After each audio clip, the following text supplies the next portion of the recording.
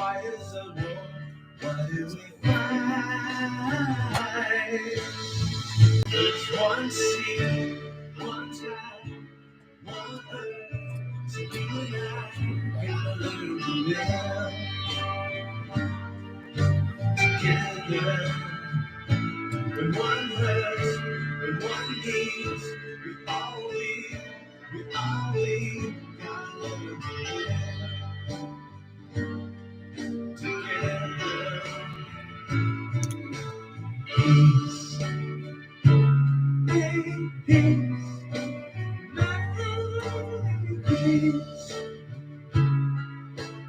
peace. Alright. Is any time brother stop dying? Isn't it time mother stop crying? Stop the fighting and the hate. We gotta make peace before it's too late. Just one sea, one sky, one earth. So you and I gotta learn to live together. When one hurts, when one needs, we all gotta learn to live together. Peace in peace, peace. Everyone dies. I always do 2 songs twice. Get some more people come into the room. Everyone loves, everyone cries. Round the world we're all alike. So why is the war? Why do we fight? There's one sea, one sky, one earth. So you and I gotta learn to live together. When one hurts, when one needs, we all gotta learn to live together. Peace, make peace, make peace, peace. Alright. Is any time brother stop dying? Isn't it time mother stop crying? Stop the fighting and the hate. We gotta make peace before it's too late. There's one sea, one sky, one earth. So you and I gotta learn to live together. When one hurts, when one needs, we all gotta learn to live together. Peace in peace, peace. Alright, peace, peace together. Peace.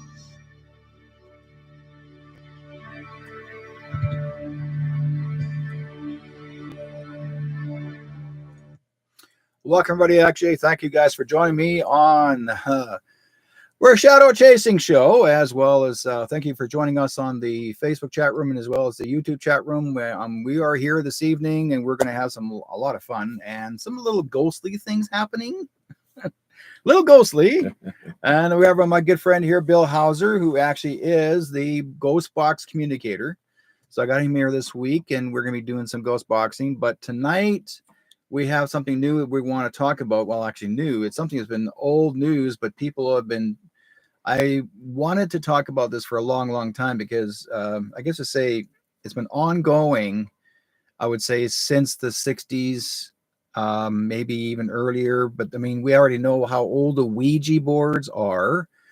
There have been so many toy companies today that have been actually, I guess you'd say, have decided to sell the Ouija boards in the form of children's way, or I guess the way to make them look like for kids, the playful as a toy. And these are not toys, folks. If you guys know this, Ouija boards are not toys. And as an adult, we see them as a toy, so to speak, because we're actually trying to communicate with ones that are loved, that are passed away, not just loved ones alone, but people you want to get the message out. Myself as a medium, that's normal for us, but because we are doing it the safe way. With the kids, there's no rules. When the children are getting these particular boards, Ouija boards, given to them by their parents, and I was one of the recipients. Did not receive that myself, but two twin brothers I know back in the 1960s got a Ouija board given to them, twin brothers, and I'll share that story with you in a few minutes. But the company Hasbro, Parker Brothers, Fisher Price, and Toys R Us, who are one of the major suppliers, are supplying the Ouija boards to children. Now, originally, what they started off with a few years back, they were doing the Barbie style Ouija boards that anybody who's got any young girl who's got a Barbie for girls. So they did a Barbie version of it in pink and they made a Ouija board of that. Then they started doing glowing in the dark Ouija boards for boys because boys love things that glow in the dark. Then they started, and then now they got into more than that. And I'm going to show you guys right now as we speak. I can bring this up on the screen. Let's see here. I'll bring up one of these on the screen. Let's bring up the original toy that I talked about earlier today on my screen. Now, this is what it was, okay? And now they're basically, this is a new introduction of the Fisher Price toy. I'm going to go swing that's in here for you guys to see, okay? So here it is. So basically, what they're trying to do is they're trying to get the parents to basically start using this toy again, or this is a repackaging of it. Now, there are some people that are commented in my Facebook chat room and said that it does not exist online. Yes, it does. This is a test box. This is what they were testing to make. Now, why I'm saying this, because they've already did a commercial on it. And I've seen the commercial already by Fisher Price. So it's something that you can see right here, both of these areas here. That shows little ghosties. Why are they putting little ghosty drops in there? Okay. Yeses and nos. So they're also making this supposed to look like fun. If you look at this little girl wearing a piece of jewelry around her neck and she thinks this is going to be like, a madam, whatever, to see the future. That's not what this is about, folks. This is for real. These planchettes, when you create an item that you're going to use as a tool, that's what planchettes are for. I've actually watched myself many, many years ago. My mother used to watch a show called movie. Actually, it was called The 13th Ghost. And The 13th Ghost, not the one that you saw back in the 1990s. This actually was made in the 1960s. And when they made this movie, The 13th Ghost, the ghosts themselves, and they decided to use this haunted house, a real haunted house, folks. There was no wires, there was no plastic string like they use in fishing rods to make things levitate. It actually, certain things did happen. I watched the movie, and they said, as witnesses, these are people that are actors, witnessed a planchette when they were supposed to be doing the Ouija board. They witnessed the planchette levitating off the board. not just a foot or 2 inches or whatever have you. It actually levitated and then it threw itself off the room, letting you know that the house was haunted. Okay. So now I want to go into the next picture, and this is Parker Brothers. Now these are the ones that started the very first Ouija board. Okay, this is the first one they started off with, and this is all to do with the little girls. This is a Ouija in a bag. Okay, here's your plastic bag. This one actually was developed 1965 or 66 when they made this one. This is an old design. Okay, this is for little girls. This wasn't made for boys. This is made for girls. You see here? Look at this. Called the Mystifying Oracle. Okay, that's what they're, and then they're also saying on there, and here's what it says on there, and I read it.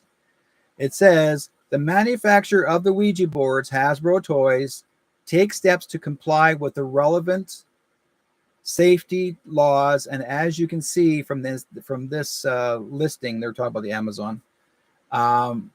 Their product is marketed ages 8 and up. Now there has been a lot of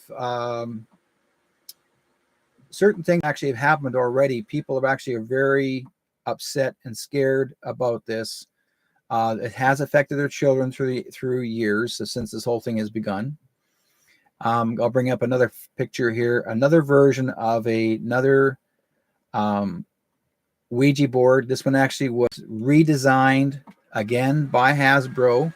This was actually a lot earlier, back in the late 70s, early 80s.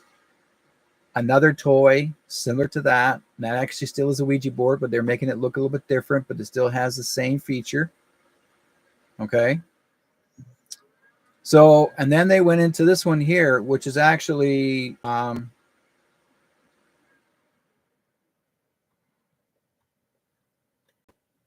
then there's these varieties of Ouija boards.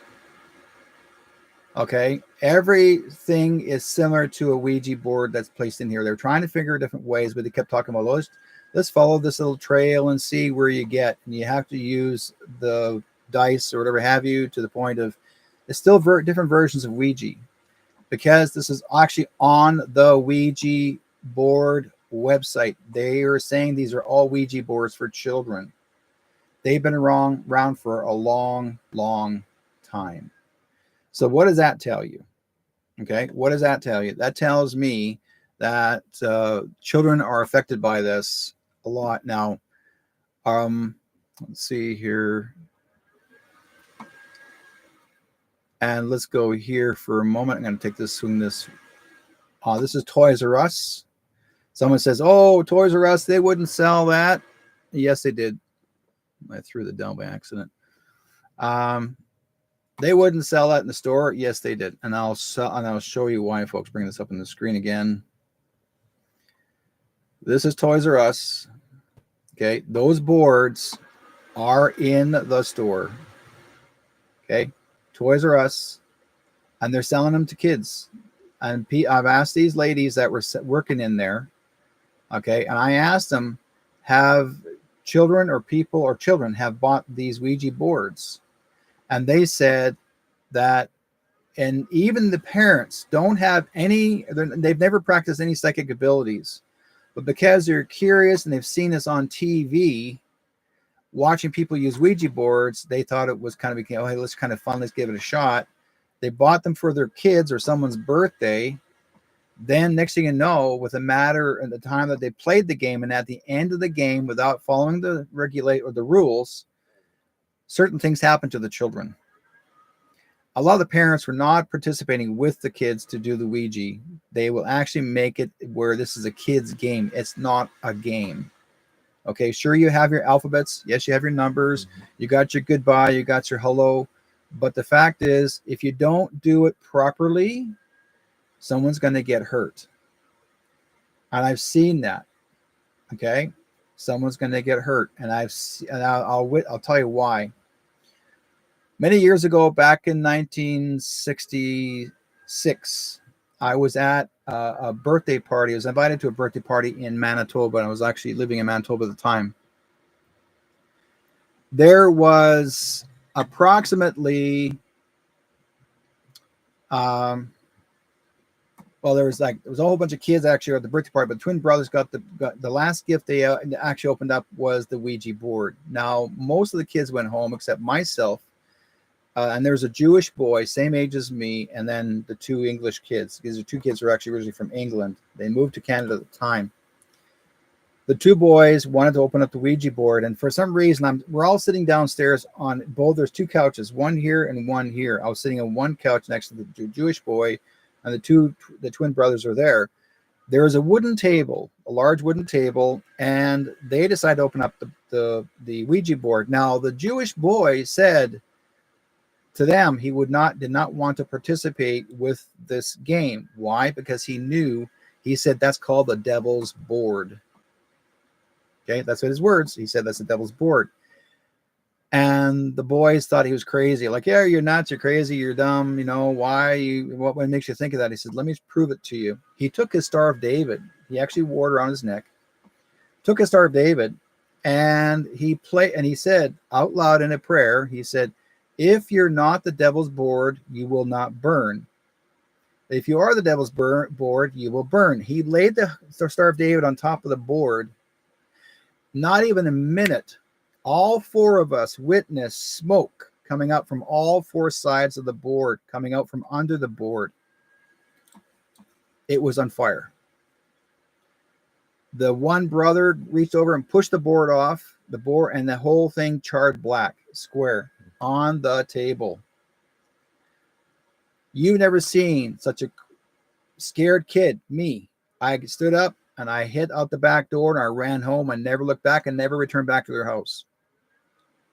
I knew then, never mess with a Ouija board if you don't know how to use it. And that's what I'm telling kids. I'm telling people this. It's not a safe board if you don't have parental assistance.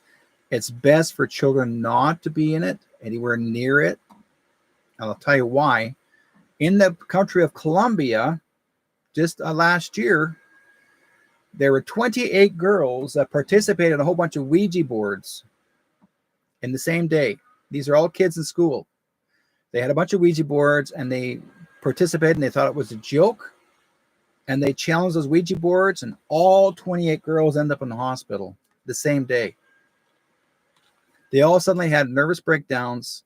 Boom, they're in the hospital. And the first thing that the school said, oh, they probably didn't have proper food. They probably didn't eat. And that's why they had probably a nervous breakdown. Every child was fed. These are students. These are young kids. These are not 10-year-olds. These girls, mostly girls, ages from 13 to 16 years old. 28 ended up in the hospital. Almost all 28 ended up in mental ward, because they all played with the Ouija boards. Mm-hmm. Okay, I'm not kidding you guys. This is for real. It's not a game. So I tell people you have to be very aware of what's going on, and to learn how to use these in respect of spirit. It's very important to learn in respect of spirit. You never mess with a Ouija board unless you don't know how to do it. Right? Travis says hello, Grumpy Bill. Hey, Travis. Travis in chat room. Travis in chat room. Hey, Travis. We're talking about Ouija boards, my friend. So, well, I like to bring up something there. Okay, Eric, about bring it up. Ouija boards. Yeah, you could use a Ouija board, but you always got to close it off at the end. Yes, very important. Yeah, that's why it always has the goodbye on it. One thing I've learned to do, and I did.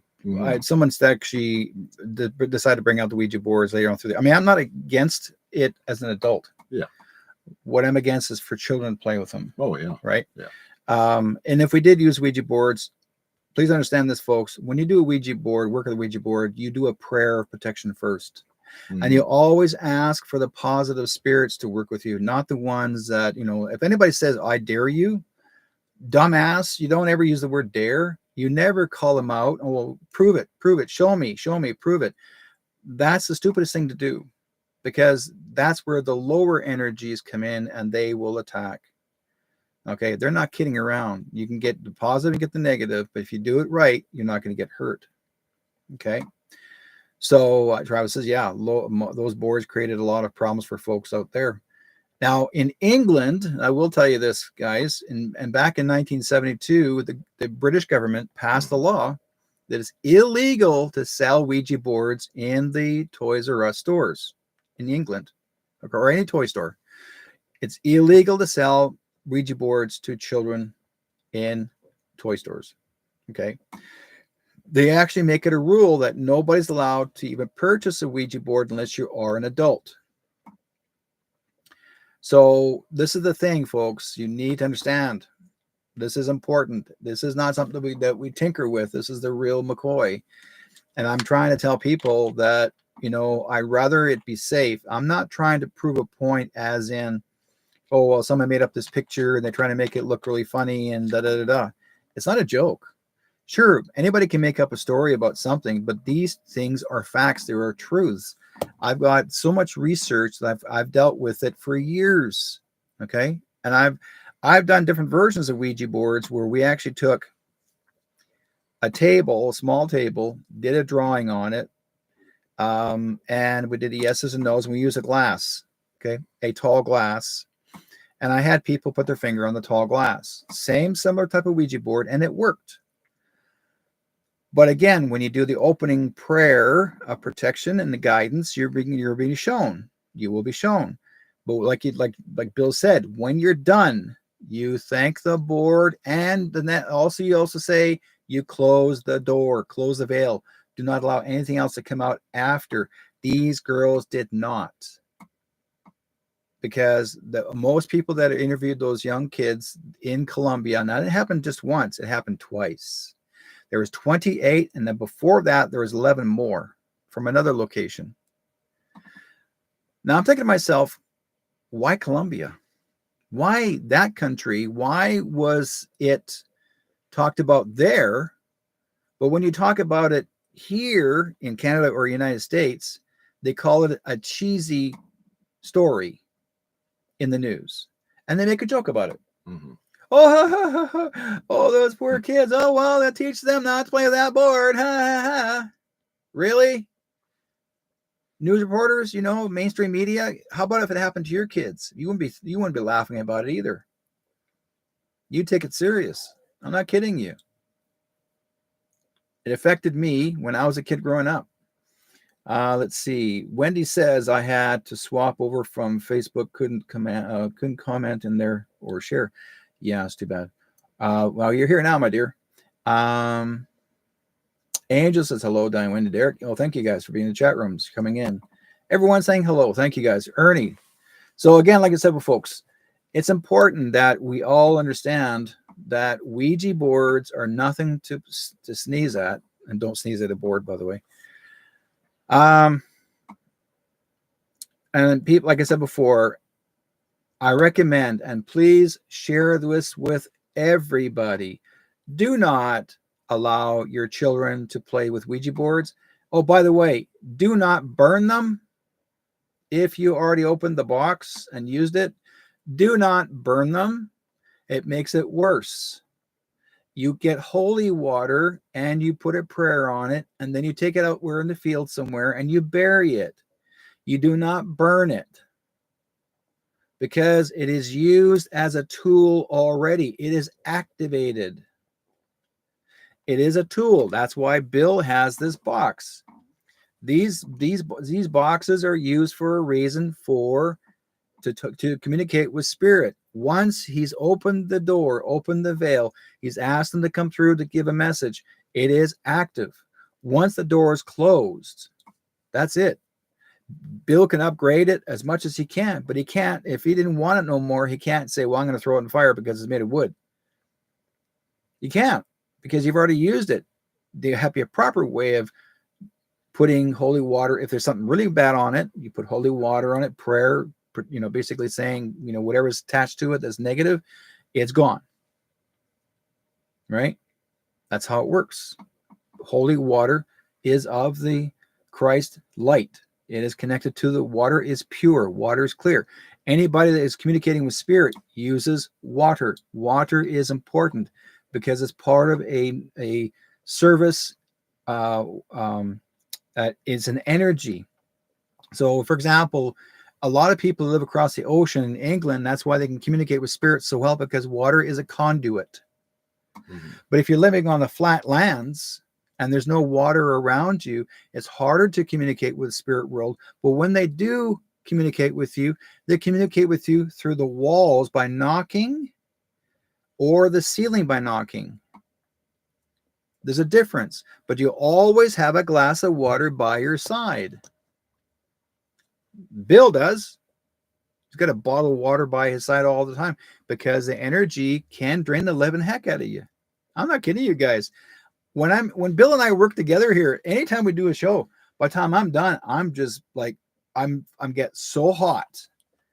Okay, absolutely hot, because I know very well the presence of spirits in the room. But once, and even the door's closed doesn't mean anything. But once you open that door, it still gets hot because we're in the circulation of spirit right now. Okay, it's because their presence is in the room. They want to communicate. They want to get through. They want to speak to all of us. So that's why we have the communication of the ghost box. There are different varieties of ghost boxes. Yes, there is. Absolutely. Bill, you want to share with everybody about what kind of varieties of ghost boxes have been around? See the beginning, how they all got started. Well, radio has been used for a long time. Back when radio was first invented, they were using them back then for spirit communications.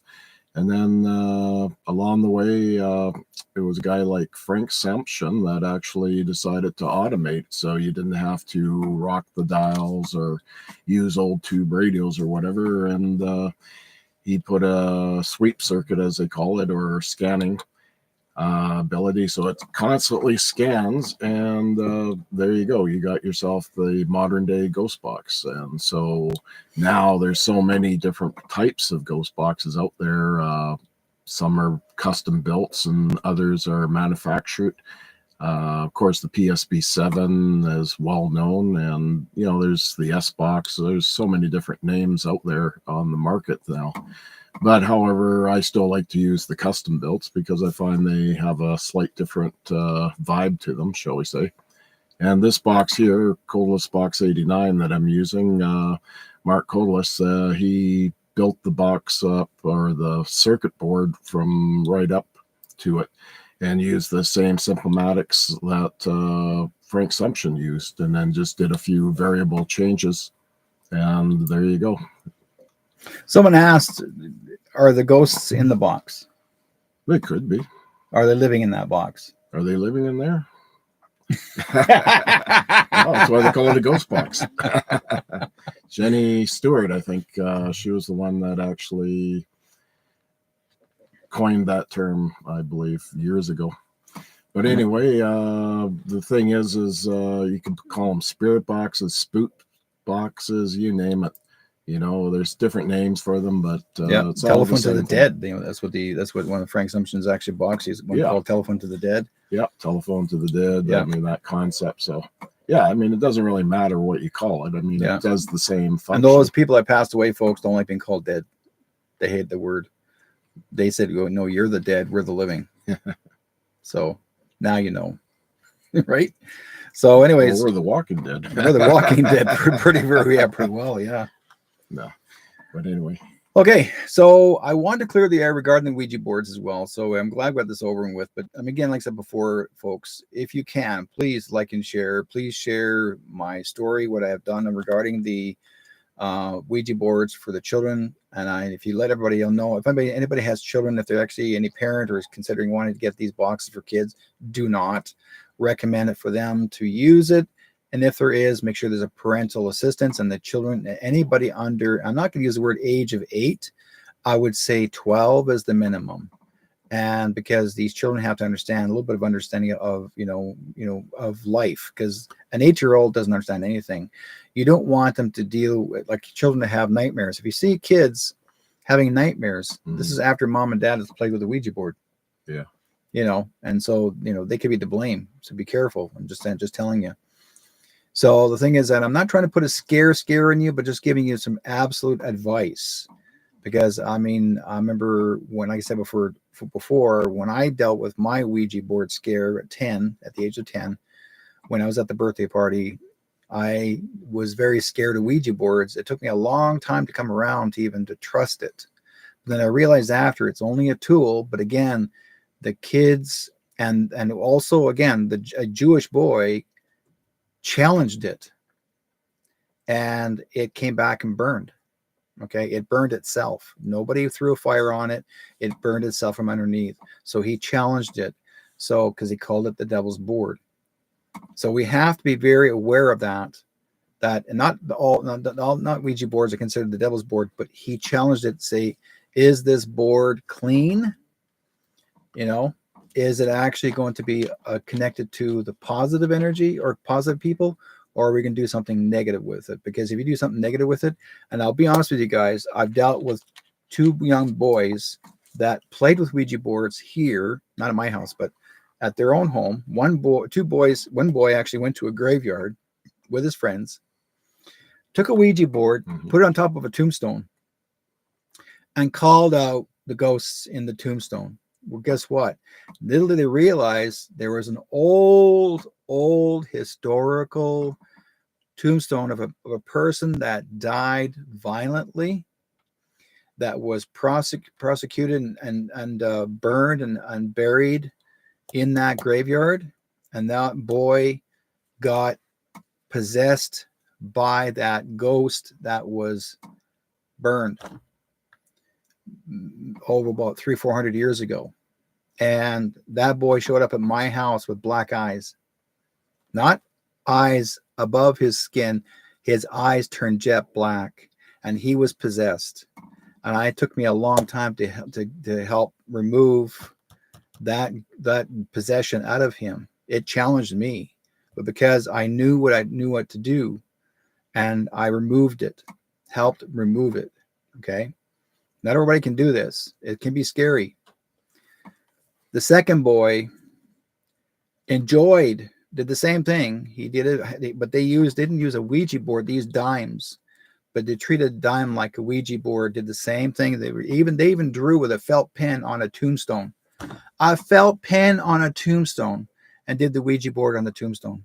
And they used a dime as the planchette. And he too, not the rest of the kids, he too got possessed. Totally, I'm not kidding you guys. I've dealt with this before. This is not a freaking game. It is not something that you think is a toy. It is not a toy. But both these boys dared them out, and they got possessed. So those 28 girls that got attacked while using those Ouija boards, or even they probably said some words that they didn't think they thought was a joke. Next thing you know, boom, boom, they ended up in the hospital. All 28 in one shot. They all went to the mental health and broke down. It's on the internet, folks. It's all over the internet. Look on YouTube. 28 girls, Ouija boards. You'll see them all in the hospital.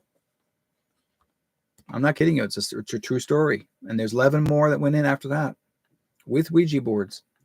And there's other stories about other kids in Canada, United States, all across the world, played with Ouija boards, children. Okay. Never hear of an incident happening to an adult, because some of them actually learned about how to protect themselves. If you do it right. I mean, I've got some really good friends out there that are collectors of Ouija boards. I even got a guy, I know someone who actually tattooed a Ouija board on his body. Dumbass. But he did. Okay. Karen Dolman, well-known lady that operates the Ouija board and it's on TV and talk radio. She tattooed a Ouija board on her body. Yeah. Like, are you nuts? But again, Well, I don't think I would do that, or even a GHOSTBOX for that matter. No. So the thing is that if you're seeing it as a piece of art, that's fine. But if you start using that particular item on your the energy body behind it. It's energy behind it. If you make it positive, it's positive. If you make it negative, or if you say, well, I dare reveal it, then it's going to be, you're going to feel it. You're going to find out sooner or later. Yeah. What stops anything bad coming through the spirit voice box? What stops it? Power of prayer. And whenever Bill and I or anybody does use a ghost box, we do a prayer to protect before nothing else comes through. So basically, you're bringing in white light protection. We do a prayer before we start. Bill does this all the time. Yep. And just to make sure that no one gets hurt. Of all the time I've used this box with Bill or anyone else, really, I've never been hurt. But again, I understand spirits, and I know exactly what the presence of them are and what to expect. Got other good friends. Mike Moore has got his own group. The guys I worked with before, I worked with Mike on a group. You worked with me. Mm-hmm. We were actually a paranormal group, and we traveled there all over places across BC. And I did one in Saskatchewan and did a lot of paranormal investigating in Manitoba, where I'm originally from. And that's one of the most haunted provinces in Canada. If you want to paranormal investigate location, folks, if you get a chance to Winnipeg, go to the Marlborough Hotel. That's an interesting one, right? People also do seances. And I've done seances in Manitoba. I've done a couple of seances here. We used to have our own seance group many years ago. My good friend Debbie was alive, but she's now passed away, and I haven't done seances since she's crossed over. And no, she wasn't possessed. She had cancer at the time, but she was hoping that she'd be cured, and that didn't help. That didn't for her time. That she was hoping that it'd be better, but the doctors gave her the wrong freaking medicine. They gave her somebody else's medicine, and she didn't make it. It's terrible. Dumbasses, I'm telling you. But anyways, she's not suffering anymore. But the thing is that my other friend Tammy, who also did seances with her and I, and her and her husband, myself, and a few other people. We did seances in North Vancouver, and it was fantastic because we're communicating with guides, and they were giving us words of wisdom every 2 weeks. We were doing it every 2 weeks, gathering, and it was a lot of fun to do. You take the night to do it. It takes about, well, you go there about 6, start around 7, finish around 10, 11 o'clock. And by the time you're done, you feel so fulfilled. There are a lot of people that have come together, do seances, group readings, group gatherings. That helps a lot. Other like-minded mediums will work together to do seances or work together with each other. Not just mediums, also other psychics, if they want to learn how to use their skills. That's what we do. Right? I like to work with people and show them how to use the skills and how to do seances. Not everybody knows how to do a proper seance. People learn their version of seances on YouTube, but I grew up the true way of doing seances because in Manitoba, it is considered as it's the oldest spiritualist movement in Canada, which is in 1878.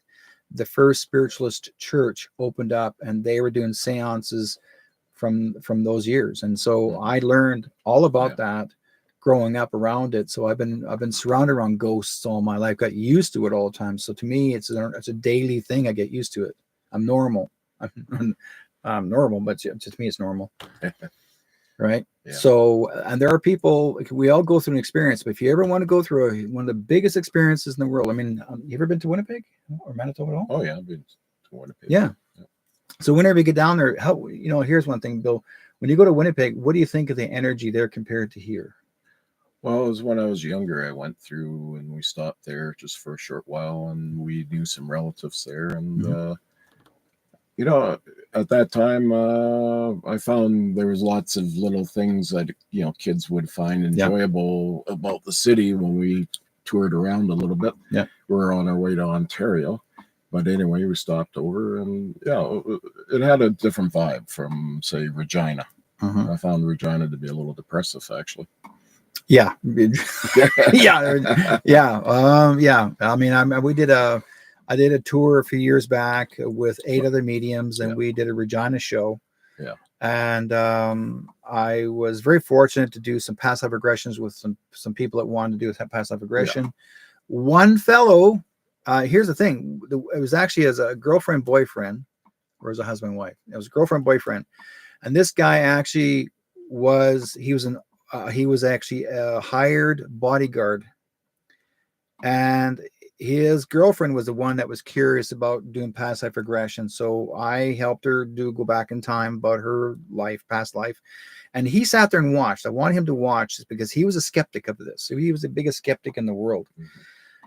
So I took her back in time, and she was totally amazed by this thing. And he's watching all this, and he says, well, can you take me back in time? I said, yeah, I can help you. See what we can do. So then he wanted to try it, and I took him back in time, and we took him back to the biblical time period, where he himself said that he's asking for forgiveness from God for building the Tower of Babel. He was one of the major carpenters that built the Tower of Babel. He was one of the leaders that was told, or one of the, I guess, head carpenter to build the Tower of Babel. Yeah. And he, in his cell memory, his past lives, believed that God. But he saw himself in that time period where he was building the Tower of Babel, showing the man how to build it. And then when the tower got struck and he himself fell, and he said that his soul was lost for generations. His soul was lost for generations. He believed in his soul, his heart, his spirit, that God hated him. And then what he didn't realize, that God always loved him. And I said to him, all you have to do is ask God for forgiveness, and he will forgive you. So I said, say the words out loud. Tell him how you feel that you want to ask for forgiveness. This man said, I'm watching him and tears pouring down his face. This is a big, husky guy, okay? He'd never, ever cried in his life. Never. He sat there, tears poured down the side of his face, and he said, God, I ask you to forgive me for what I've done in the past. I'm so sorry. I did not know. I watched this man's face. A white light came across his eyes, like a white light flashed across his eyes, a line of white light. And then I watched him. He went like this with a white light across his eyes.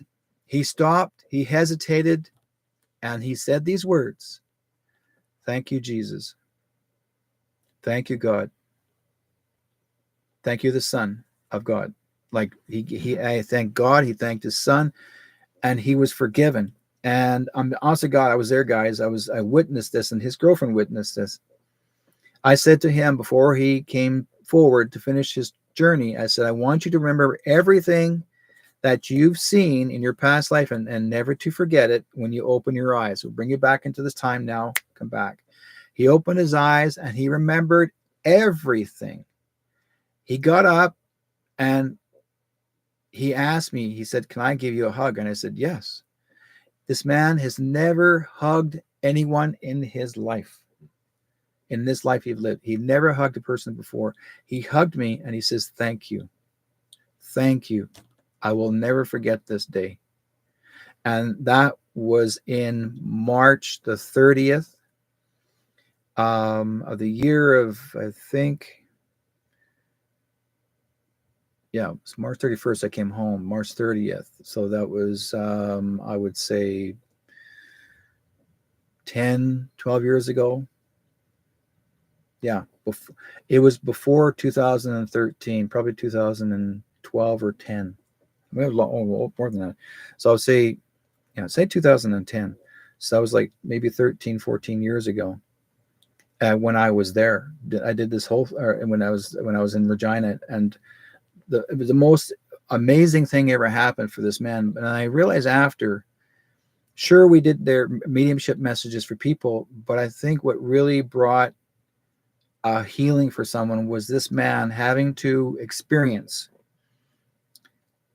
his life, that he once was one of the major carpenters that built the Tower of Babel. And it was real, folks. The Tower of Babel was not fake. It was not, people say, oh, maybe it was a symbol. No, he actually was the carpenter. He said he was the carpenter. He built it. Now, why would he say that in a past life regression? I took him back in time, you see?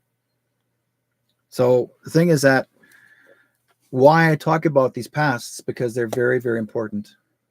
Very, very important. So Okay. Now we're going to go and talk about the box. Okay. And those who actually are interested in wanting to call in, I'm going to put the number up there, folks, 360-566-2875. If you guys are interested in wanting to talk to loved one or someone that you want to make contact with, we'll welcome them in. But what I'm going to do first, I'm going to see if we can get started here and have some people chat with us. Let's see, what can we do? I'm going to use a question with the boxes, and I ask them, do they themselves feel that the Ouija board should be used for children? Yeah. Let's see what they say. Okay, turn it on.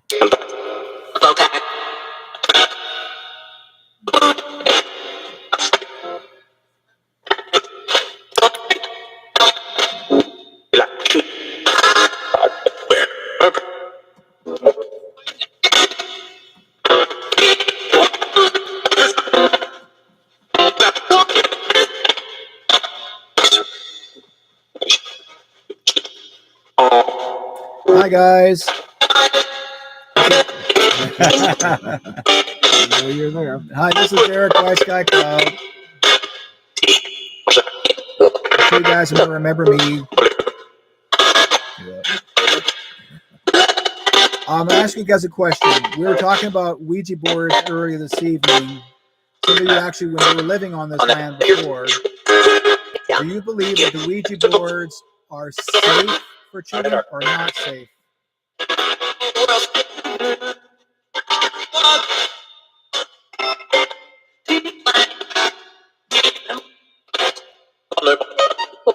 The Ouija board safe for kids or not?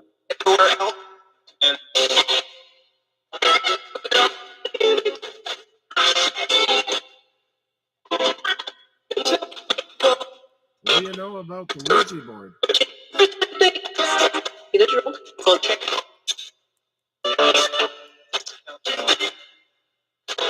The Ouija board recommended for kids, young kids?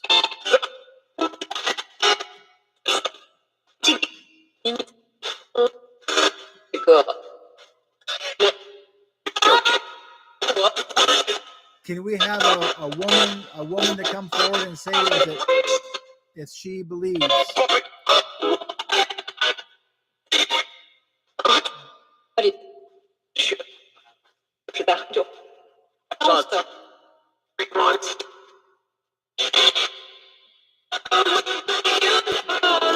Yes or no?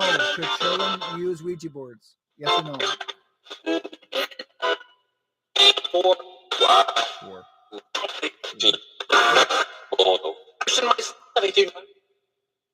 Let me ask you a question there. What age do you recommend kids to use the Ouija board?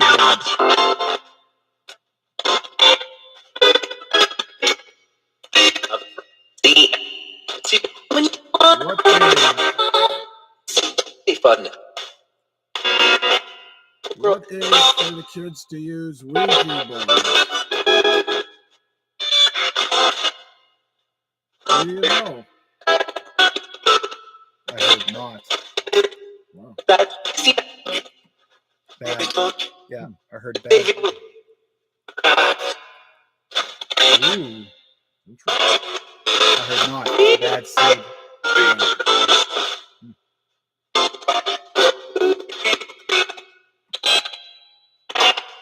Okay. Can you give us insight on the Ouija board?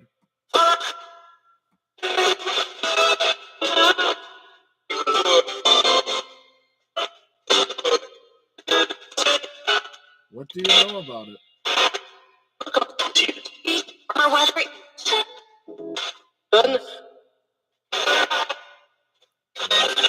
White something or other.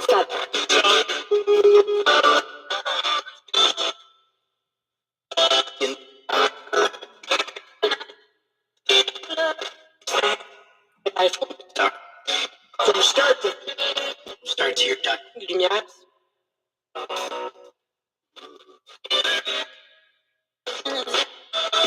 It feels.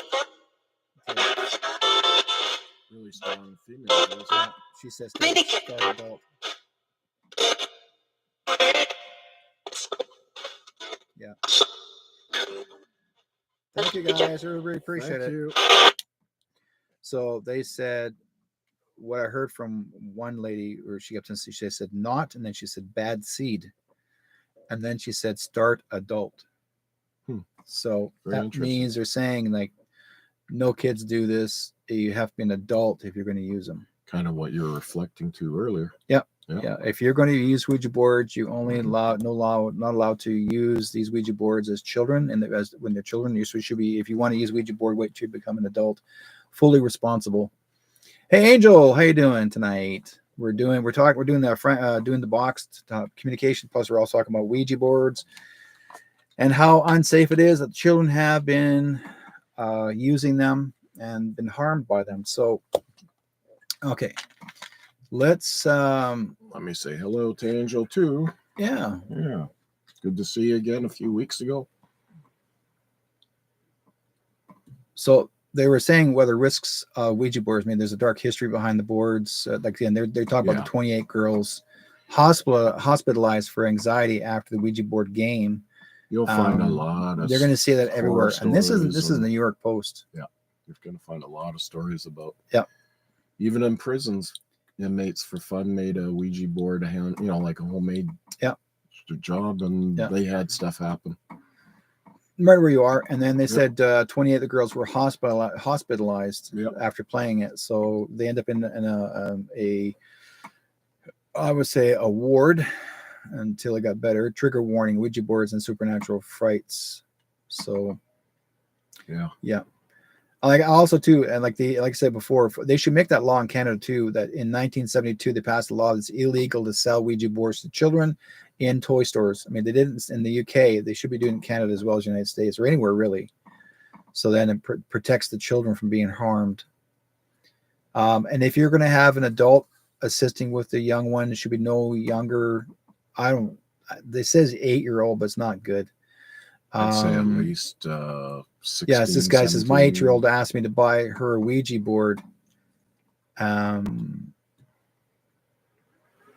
wasn't sure whether or not she should buy the 8-year-old a Ouija board, while some parents firmly believe the other side, like his mom, who swears her nursery monitor captured something paranormal in her baby's crib. Yeah. Okay. Came through the monitor. Yeah, I've heard those stories too, right? of So, baby monitors. Yeah. Even the ones with the video cameras seeing, unexplainable anomalies. Yeah. And so, I mean, these things can happen, folks. I mean, this is EVPs of voices. Yeah. That can't be explained. So, I mean, it's these are not just boxes, they're in baby monitors too. So you got to listen carefully. So your baby's not the only one that's, that sort of thing, that your baby's not the only one that's affected by it, because there probably could be someone that's passed away. That's probably grandma, grandpa, or whoever is gone, and they're probably trying to come through the monitor to say hello to the child, but they see things people don't know. That another form of communication, but you got to listen carefully. Dad says dad flips breaker during a Ouija board sleepover. Holy crap! This father here has a flip out. Well, I've heard of other stories of pajama parties of young girls using the Ouija board. And there's a lot of stories about Ouija boards and TikTok where a lot of kids have got harmed many times. You'll hear so many crazy stories. I mean, some people become overly Christian and say the Ouija boards are the devil's boards, and the Bible says you're not supposed to. The Bible doesn't say that. They make up the stories, make it say, "Oh, the Bible said." No, it didn't. Man did. Let's see what else we got here. One more thing. Here's that one with the girls. Oh, look at this. This is all TikTok, and this is all the stories people talking about the 28 girls. Everybody in TikTok, like 28 girls hospitalized, scary, replying. I mean, everybody is saying about these 28 girls. It's the biggest scare for everyone. They've never realized that 28 girls can get attacked by a bad spirit in the Ouija boards, because he is more than one, by the way, all got attacked at the same time. 28 kids. Okay. I wonder, don't see, one says a group of girls of 30 girls, one says 28. And let's see here, girls are collapsing, like they collapsed. One was, girl getting possessed from a Ouija board, got possessed. Like I said before, folks, this is something. This is not a joke. This is for real. We're trying to. Well, what do you think? That's the one wake from up Colombia, people. right? That story that you're talking about. The one that's possessed? No, the.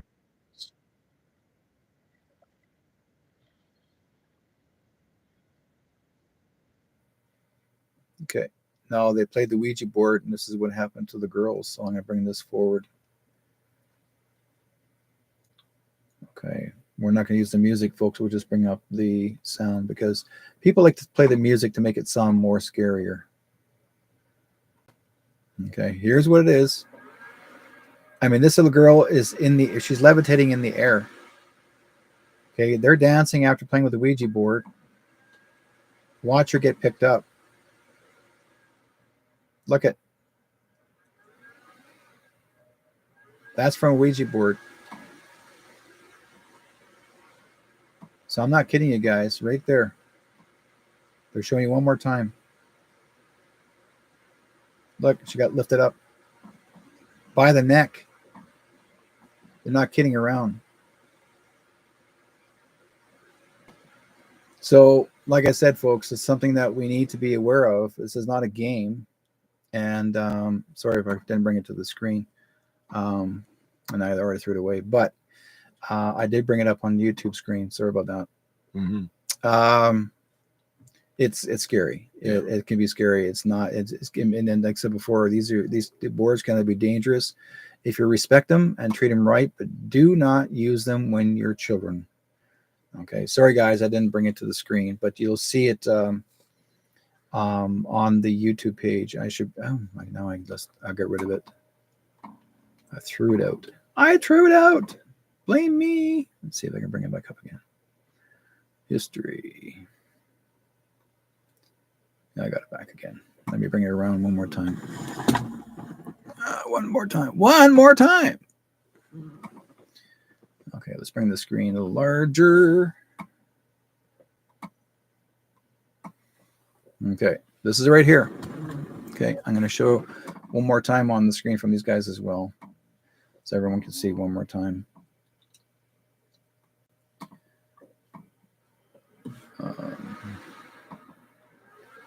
This is it.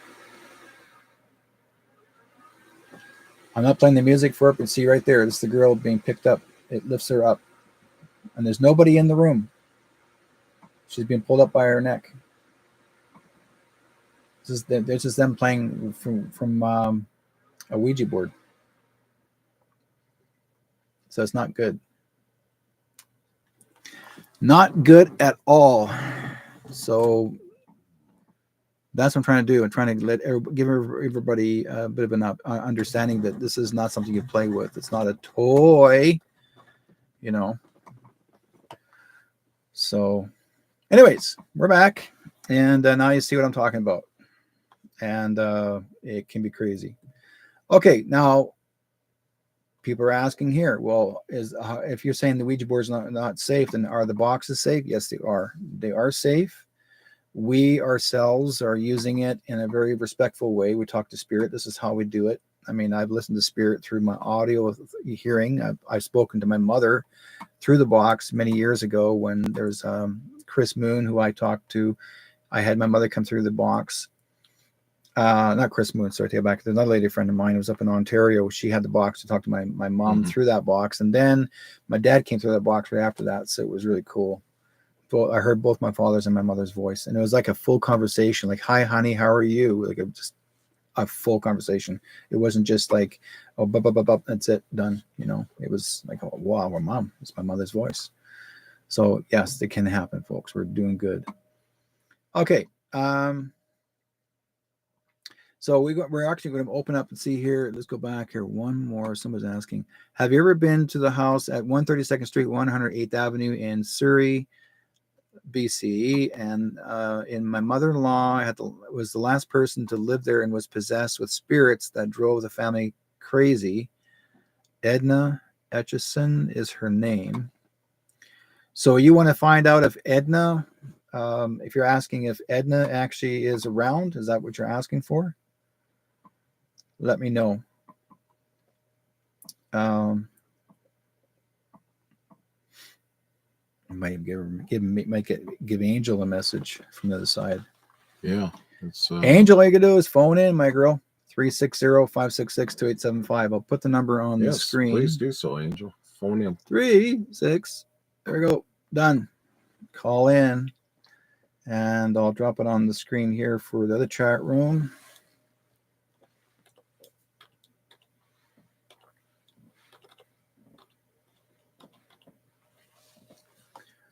You guys can call in, ask a question. You want to make contact with someone you want to may know. You're more welcome to. For Wendy, you're actually on my you're on my Skype, so you can phone me from Skype as well. If anybody wants to ask any questions, anybody from another part of the world is more welcome to. Just wondering if you investigate that place. No, I have not. But so that's 108. And what was the cross street again? I think she says 108th Avenue, 132nd. 132nd. Oh yeah, I know roughly where that is. Yeah. Tia, long time no see. Long time no see. We're doing the Ghost Box tonight, making communication with people in the spirit world. Okay, let's have some fun. Let's see if we can find out and see if we'll do you a favor, Ernie. We'll see if Edna is around. If you want me to do that, we'll get a hold of Edna and see if she's around for Ernie.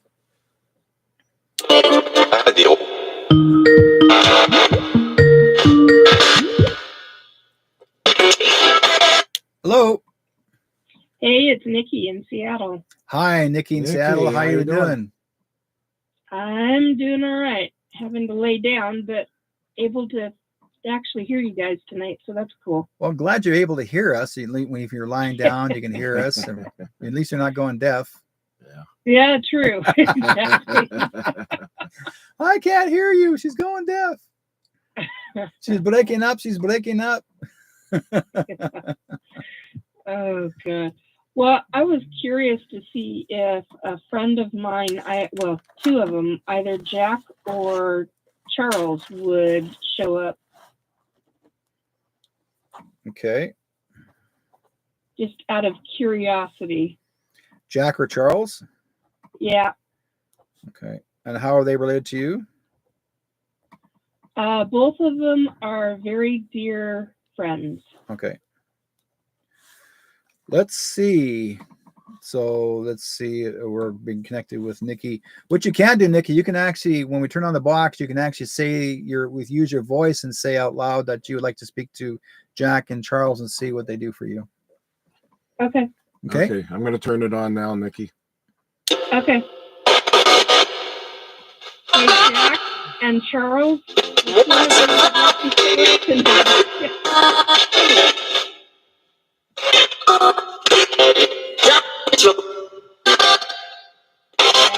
Charles.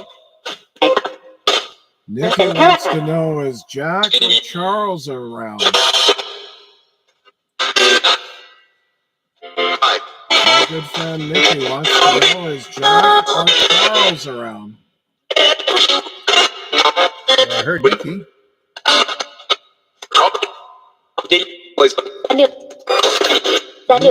Saturday.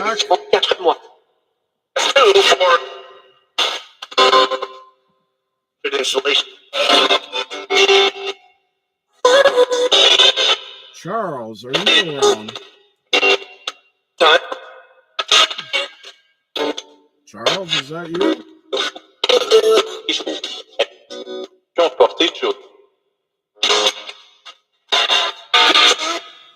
Your friend Nikki is here. Do you have a message for her?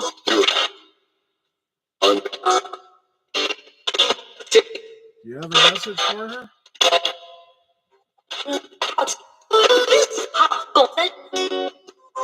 What are French?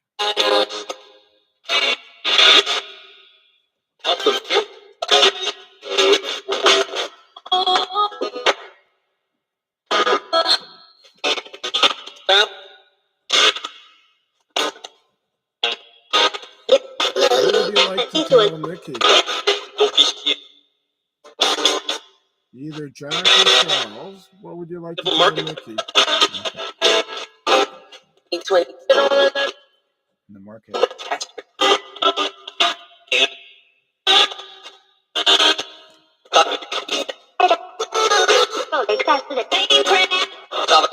Thank you. Conversation there. It's over. It's over. It's on. He said it's over. Nice. So. Charles, what would you like to tell Mickey? 4-3. The song. 3. For the.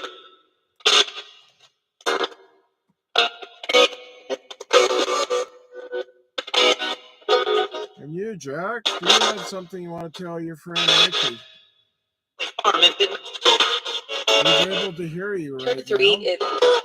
3. Repeat 3. What's the meaning of 3? It's been mentioned. Twice.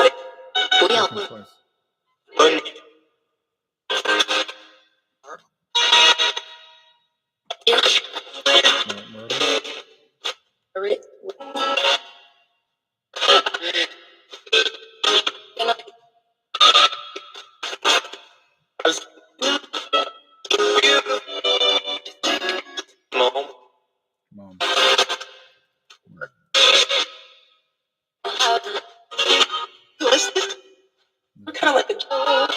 Elizabeth. Are you at peace now, Charles? Yeah.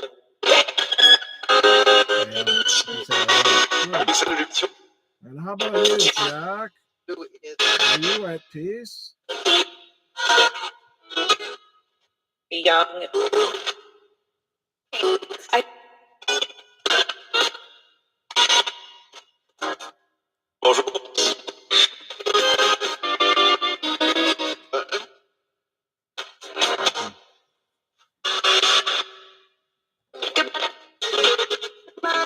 Thank you, guys. Yeah, nice. Okay, thank you.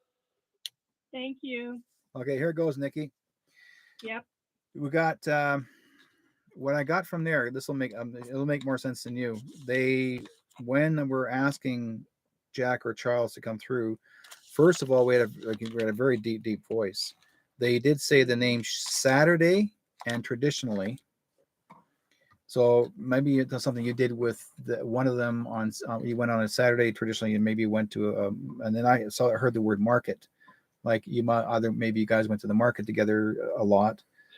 Does that make sense? I know which one. Yeah, that makes perfect sense, and I cannot say anything about it to give you validation. Just know that you got your validation.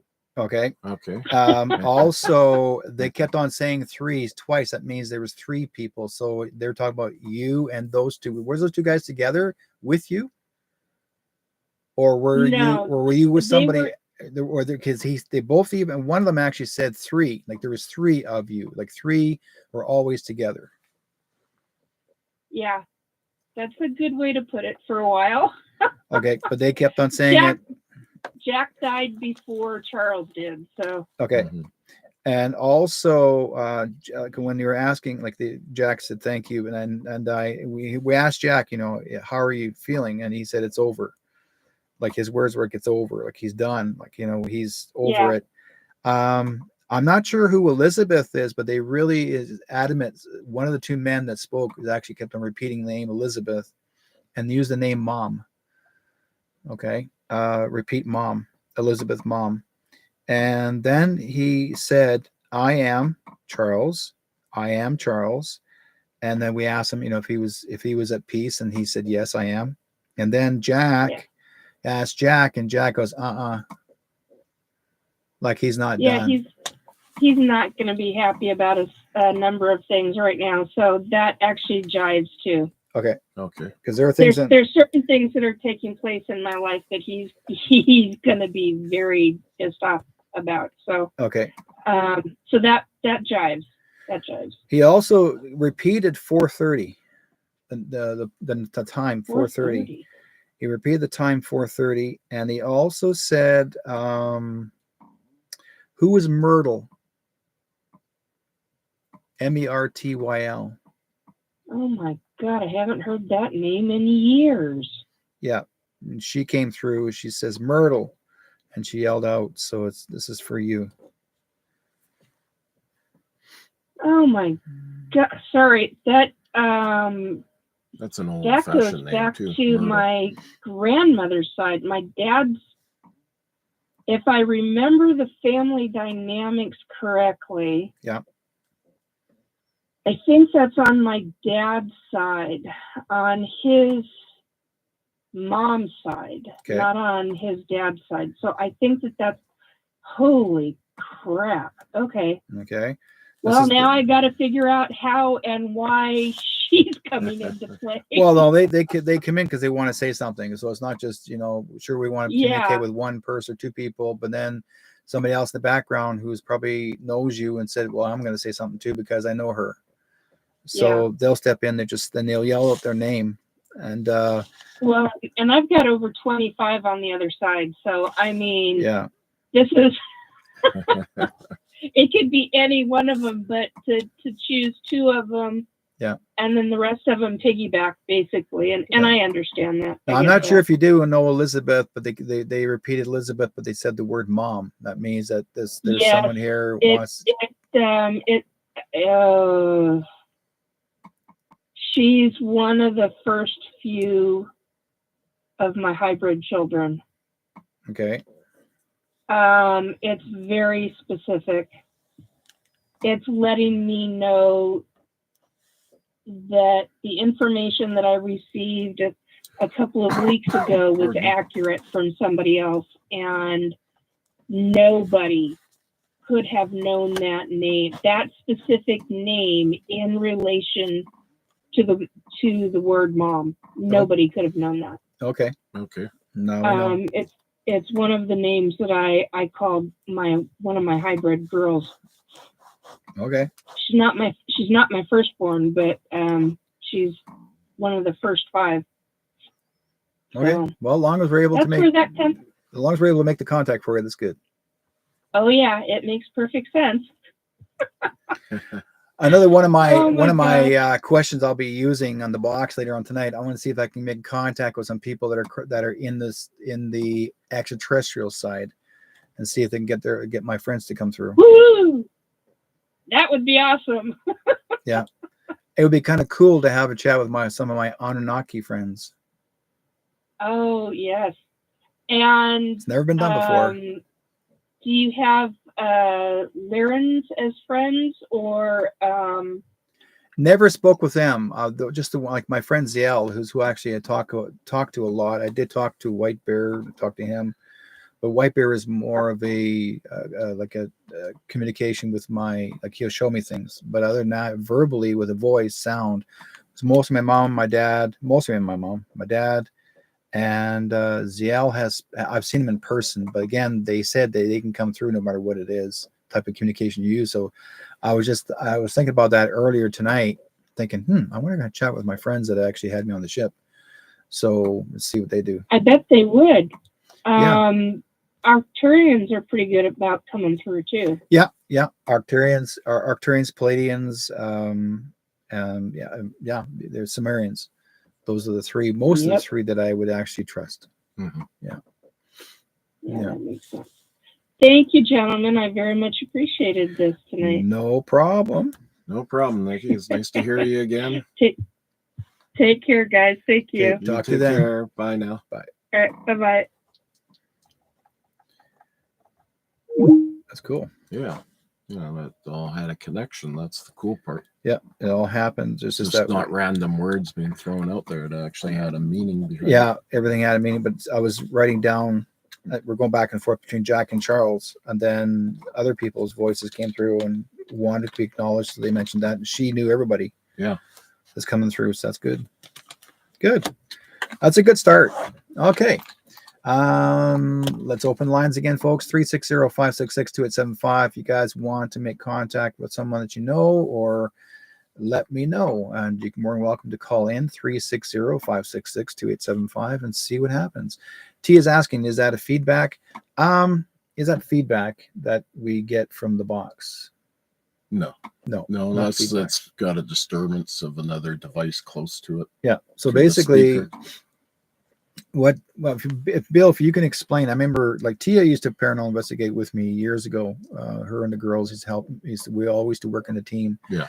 But if nobody really knows much about the boxes themselves, if you could explain to our listeners and viewers, what is it that you do to help cut down the feedback that you can actually get the sound?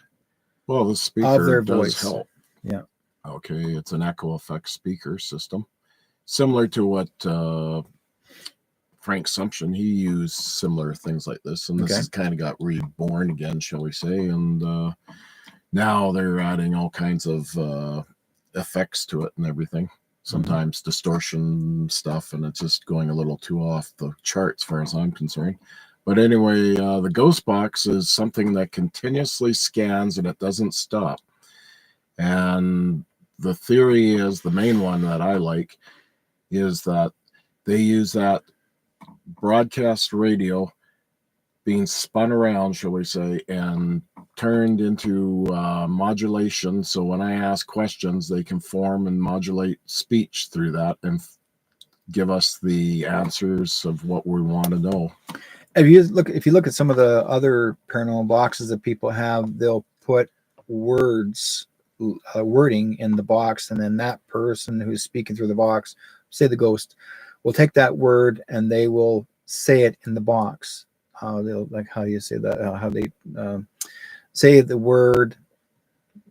We'll just use the word ghost, and say you want to communicate with the person that's passed away, and then they'll say, and that ghost will actually, the person's spirit will say, they'll touch the word and go ghost, so you can hear the sound, the word ghost, and then you look around, oh, there's a ghost here, right? Or say, stop, dog, light, they're going to use those words that they're already downloaded already in the box. It's like a little computer, and so the people in the spirit world can take those sounds or take those words and they transfer them to the surface. I'm not sure what kind of box it's called. Yeah, I know what you mean. I forget. The guys in the grave sites use them all the time. Yeah, but see, something like that isn't really a radio. I mean, it's just an electronic device that's being programmed with words. Yeah. And they use environmental sensors on the device. And so, if there's changes in the fluctuations of energy and that in the general vicinity, or temperature changes, whatever. And so, it forms the speech through this dictionary mode. But, to be honest with you, what I'm using here, it's completely random. Have you ever taken the box and say you went to the grave site and you stood it in front of the tombstone of a person's tombstone? Has any chance or by any means any of the sounds of that person come through from that tombstone in through the box? Have you heard those before? Oh, yeah. In Victoria especially, you get a lot of moaning sounds coming through, like older people. That happens quite a lot when I've gone to Ross Bay Cemetery.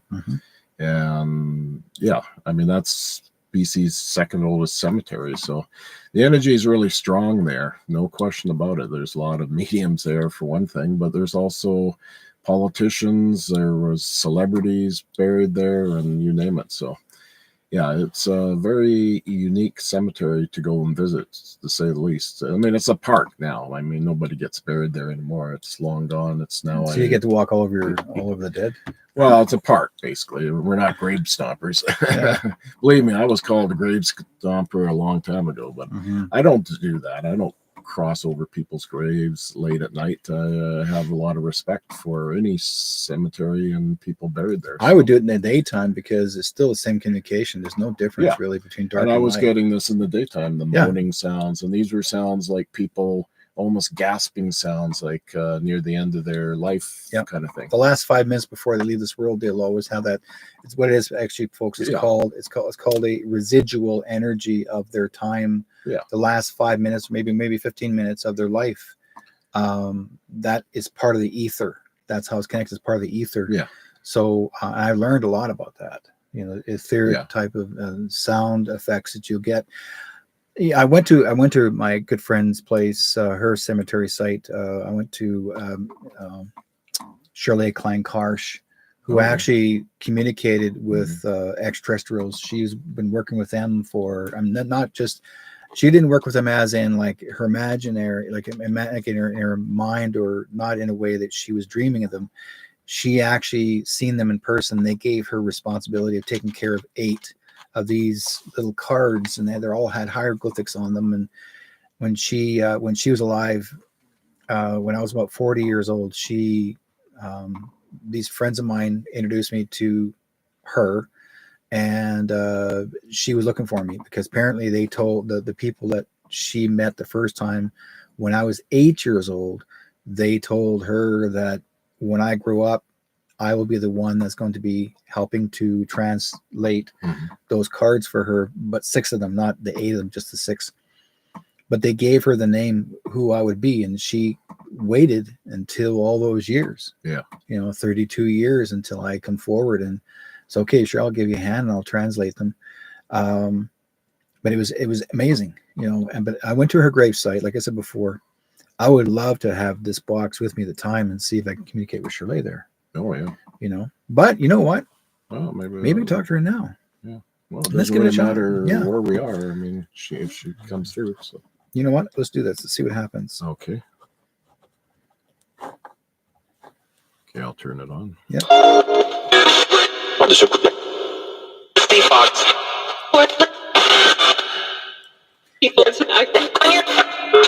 Hi guys. I'm looking. I heard her. Shirley, is that you?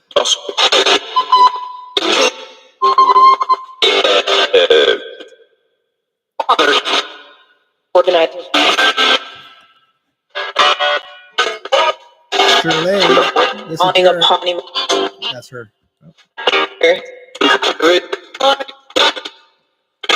You definitely recognize your voice. I recognize the voice. Hi, Shirley. How are you doing? See if she has the voice.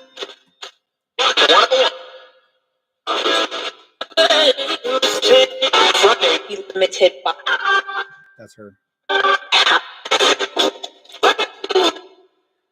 Shirley, are you actually working on the other side more, or are you actually working on the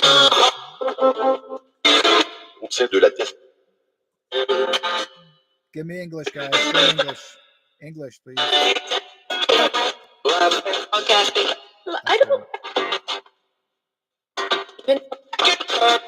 I only want to hear Shirley. If you can, Shirley, can you try hard to bring your voice through?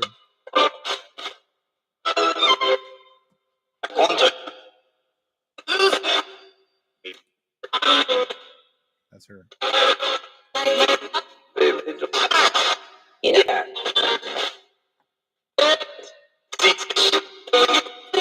Shirley, are you still working with extraterrestrials, with people out there? That's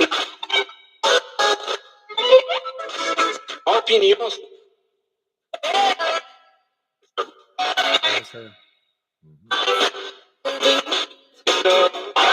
A lot of things. Maybe. So.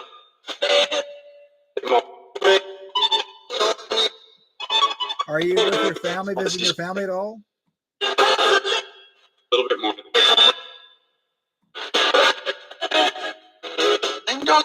Talk a little. Talk about.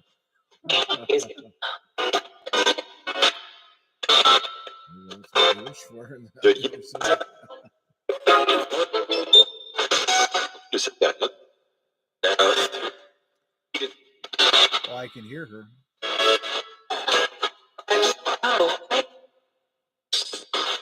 Shirley, do you remember when I met you the first time?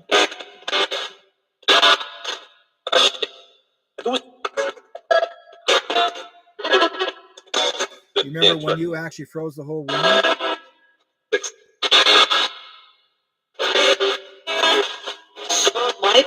Focus more. Focus more.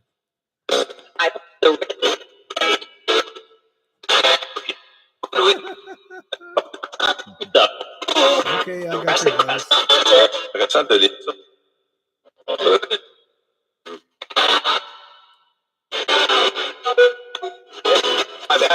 Reach. Were you happy to leave this world?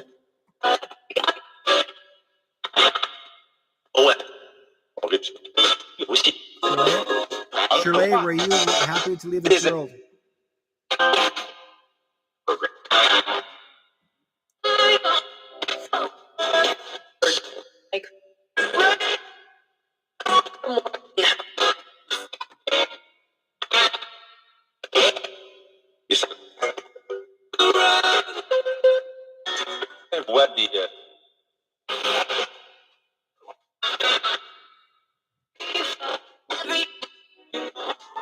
I'm hearing her. I can hear her. Yeah. Take care of yourself, Shirley. Thank you. That was her just now. Just finished. Okay.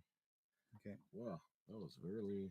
I mean, there was a whole different energy that time around for that. Well, session. yeah, because I know Shirley's energy, and like I said before, she worked with extraterrestrial people for years. I Mhm. mean, absolute years. She was like in her 92 years old when she left this world.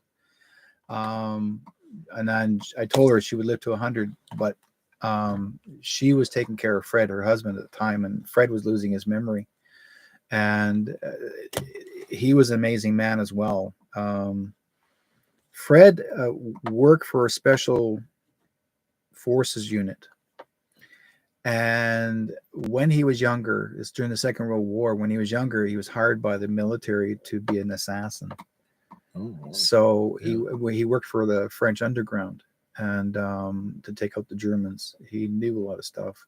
Mhm. He was actually and he wanted to write his book about. He Mhm. says, "You think James Bond was exciting?" He did it. He Yeah, did that kind of yeah. stuff. He was the real very McCoy. well. He had all that stuff and Yeah. some. Like he knew he had the knowledge. But he was a special secret forces, and Shirley wasn't. Shirley was not his first wife, and nor was Fred. And she was married to someone else at the time when she was come looking for, like when she was told to get out of the car to go and visit, Mhm. go to the store and to get the message. And this is when I was, like I said, that was back in. I think it was 1964 is when she went into the store in Vancouver, and she walked in and they just said to her, "It's about time you got here, Shirley." You know, and she then there and she saw his big flat screen TV, and they showed her things on the flat screen TV. But that's important. Back then, they didn't have They didn't know flat screen TVs. Yeah, back then. And they reached inside the flat screen TV and pulled out the cards. Yeah. Like it was like this, and yet the show thing is a screen, but you can reach inside. Yeah, so it was like type it was really weird. Yeah. And then after they gave her messages and said to her that they will find, she will find me, then help her all the things they told her. I'm not going to tell the whole story because it gets too long. But after she left and she walked outside, she thought to herself, "Oh, I got a couple more questions to ask." When she went to walk back in, yeah, there's nobody there. The store was empty, no furniture, nothing. It was there was nothing in the store. It was like dust. Just a vacant store. Vacant store. Yeah. Like when one, boom, next gone. Yeah. That's it. Wow. And the same thing happened to me many years later when I got my crystal, the long crystal from Mananaki. I was told to go to the store, walked in the store, they gave me the crystal, and they said that you need to have this. This is for you. And I walked out the door with it, and I said, "Oh, I have a couple more questions to ask." Come back inside, and they weren't there no more. Like, are you kidding me? So that's how they do it. They can change time, and they can flip it. So we've all gone. There are certain people that have actually gone through that. But Shirley did say, and these are her major words: focus more.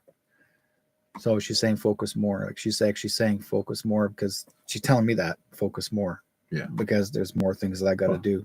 That could apply to a lot of us too. Yep. Yeah. But she's saying focus more, and she's everybody like when. But Shirley actually said before she was very important to me in my life, in all our lives, really, because she was brought here for a reason, was to help protect this planet. Yeah.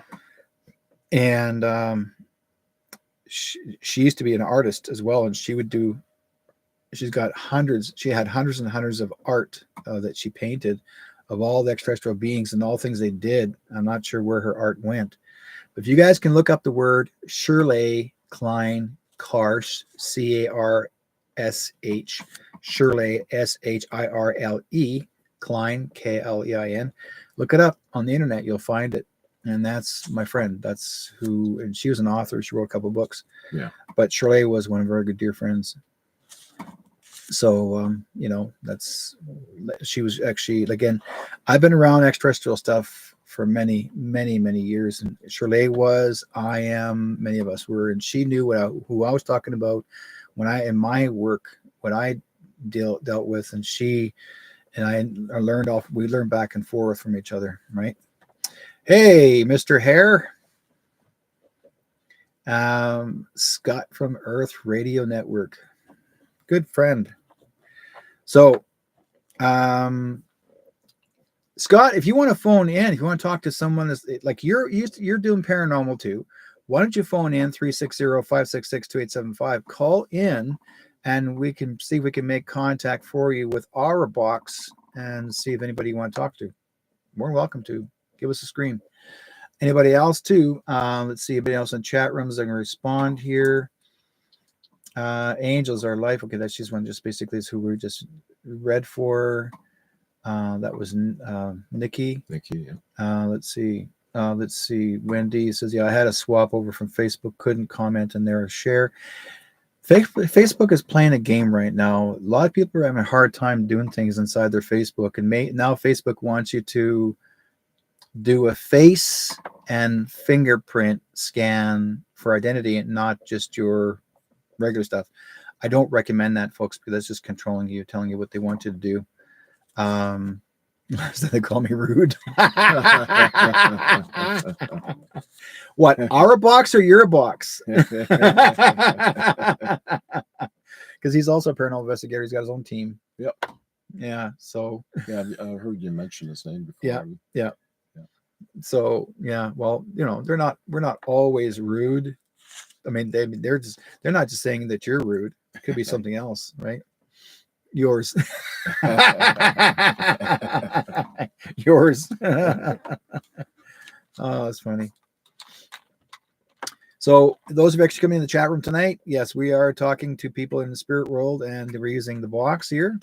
So you're more welcome to call in. My tech guy says absolutely not. No fingerprints, no facial recognition. Exactly. Do not use it, because what they do is once you got the facials and the fingerprint recognition, then they control you where you go. Anytime, folks, and here's the thing, I'm going to give you guys a bit of a heads up on that. Anytime that you do these types of cue all the time, like all these editorials regarding your fingerprint and your facial, they want you to do that so they can get rid of all the money, like get rid of all the cash out of your pockets. That means anytime you want to go shopping and you want to buy something, say you didn't have cash and you're doing the face part or the, whatever have you, sometimes your banks or the stores will say, oh, you're only limited to buy this. You can't buy that. You can't do this and you can't do that, because they're telling you what you can or cannot have. But if you have cash, they cannot tell you what to do with your money. So it's all to do with mind control and controlling the people. That's all it is. That's why they want, and that's why. Sounds like that social, what do you call, credit system. That's what it is. It is. Yeah, like it's social China. Credit system. That's what they're trying to do. They want to bring China here. Yeah. That's their main goal, is to create a social credit system. Mustache falling in my mouth. And so I will not accept that here. We're not China. We're Canada. And it may sound like it, but we're not. We're Canada. And even the United States, like it's Vancouver. Oh, yeah. Richmond. Yeah. Richmond, like a lot of people in Richmond, all the Richmond area is mostly Asian. Yeah. Pretty well. Yeah. I mean, everybody actually wants to have their own place they want to live that's, amongst each other, like another China or another Japan. But there's a story about Richmond with Asian people. If you were to look on a map, Richmond actually has the head of a dragon.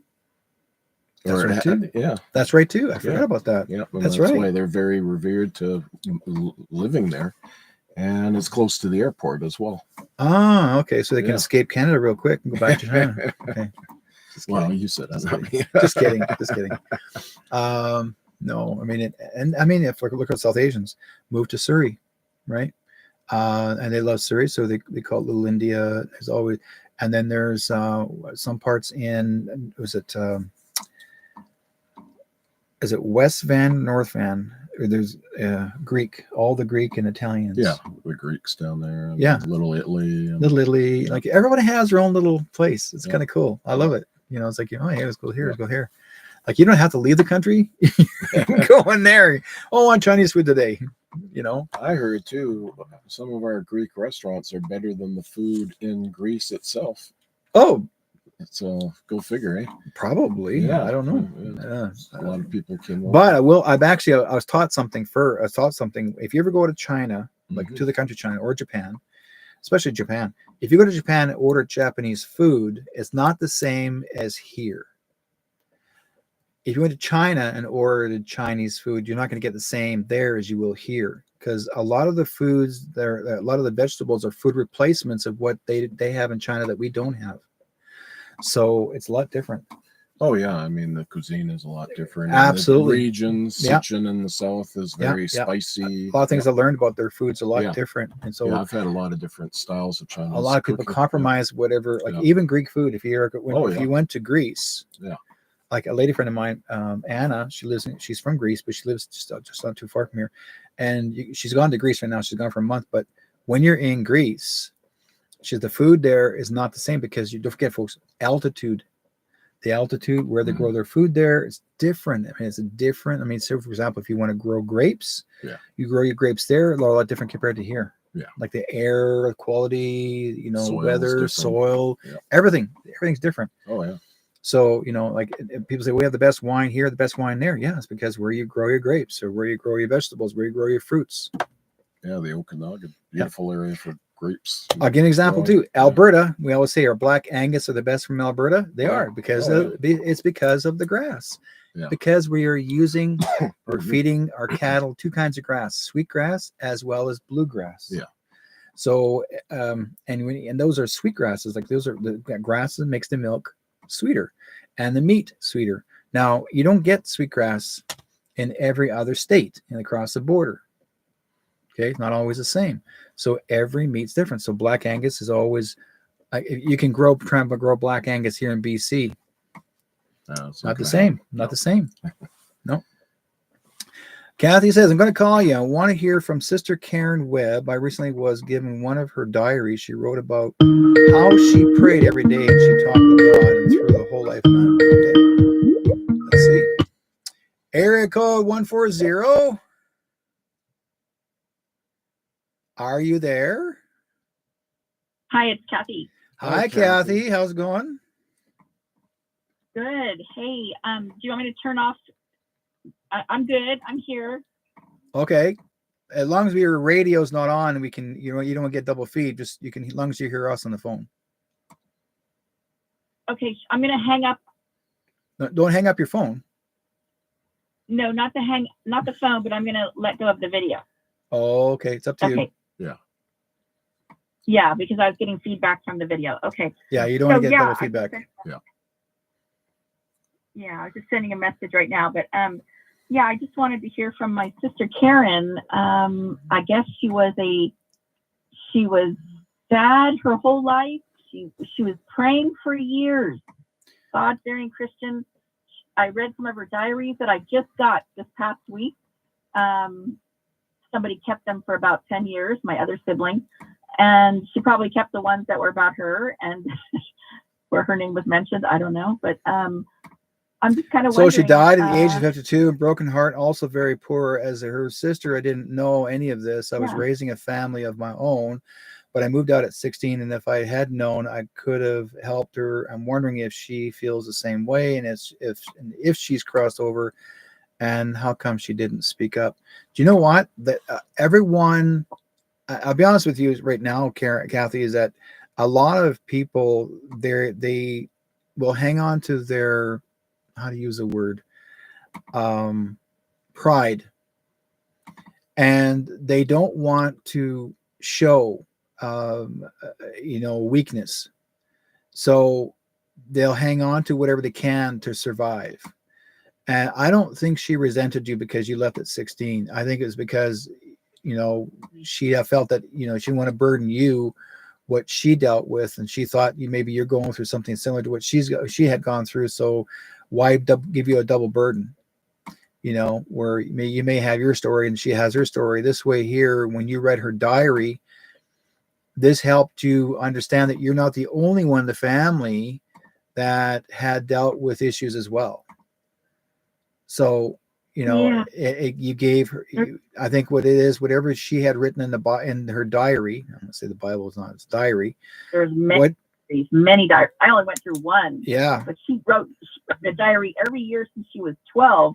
I don't know. I think my sister has the other diaries. I only got like 5 or 6, and I only read through one, and it was enough to say, wow, do I really want to read all of this? There's a lot of judgment there, like a lot of judgment for other people. Do you know, she actually wrote about all that. I would say, here's what you can do. Take all those names of the people and change them to be somebody.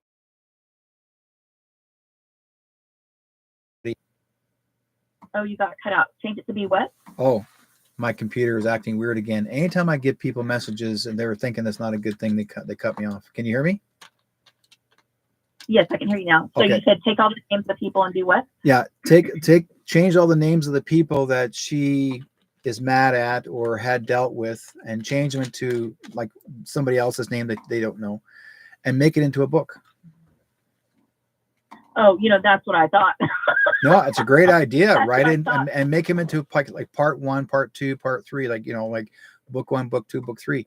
People love cliffhangers. This would be one heck of a cliffhanger book or books.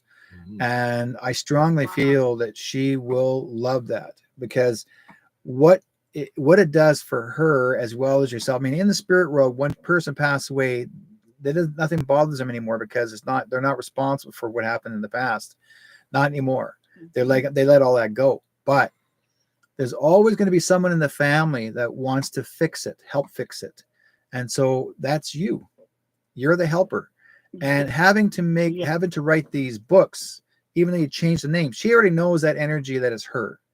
And a lot of people will never know that it is part of your family. All they know, I mean, our listeners and viewers probably know this too, but the story and the stories in themselves, what it does, it gives people a story to read that relates to what they went through.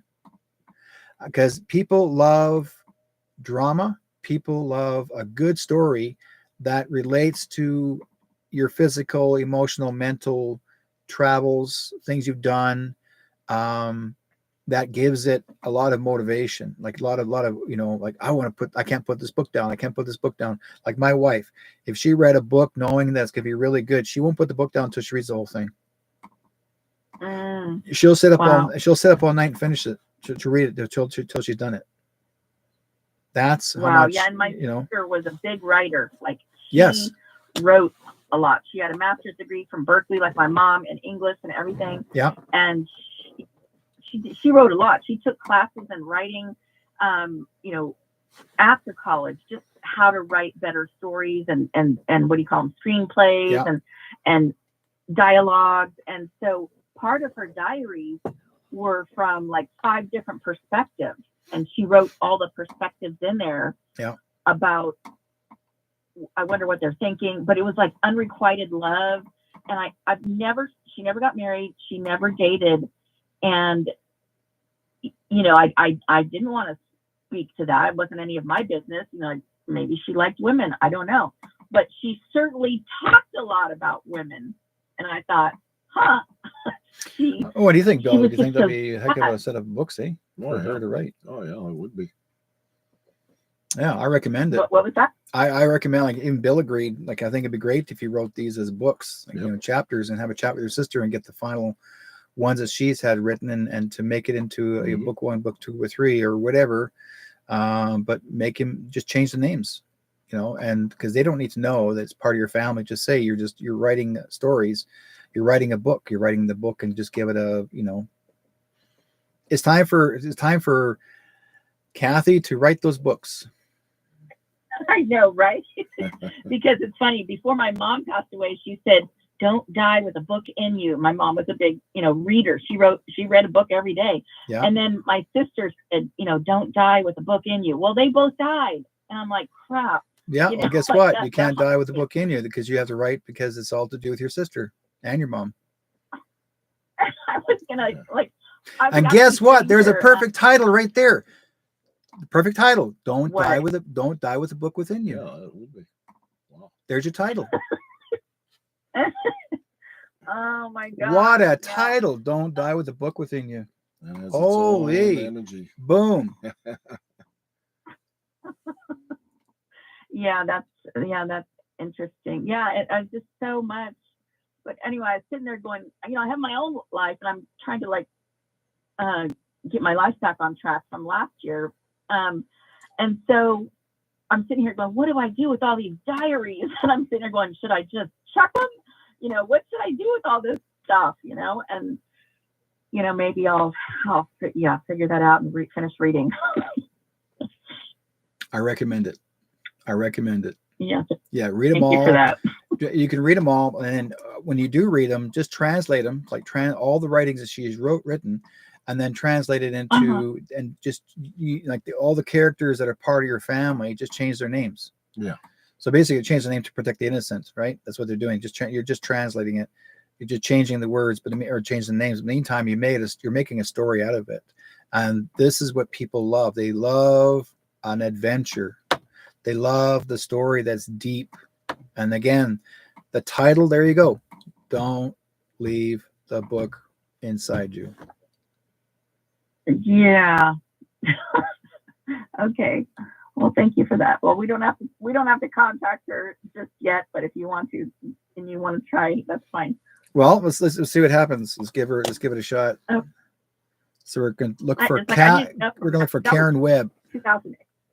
Yeah. We're looking for Karen Webb.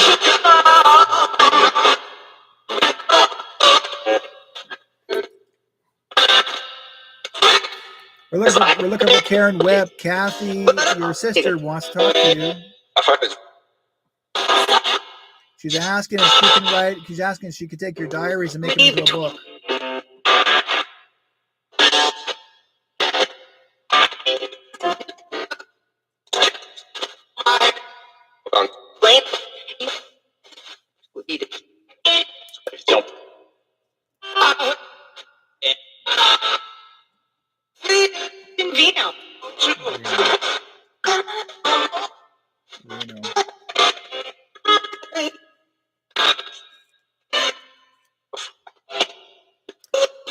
Karen Webb, can Kathy write a book or books regarding your diary? Yes,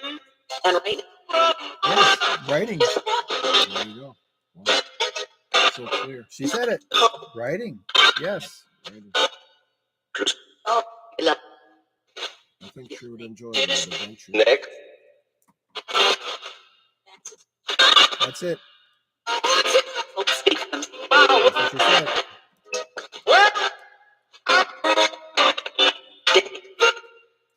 Anything you'd like to say to your sister?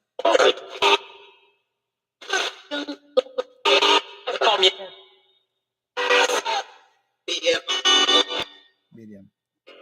For free.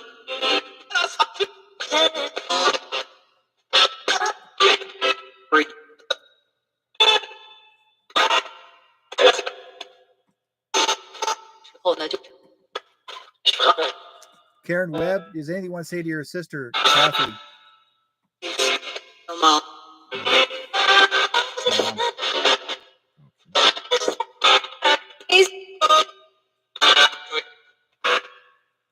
Okay, with mom. Okay.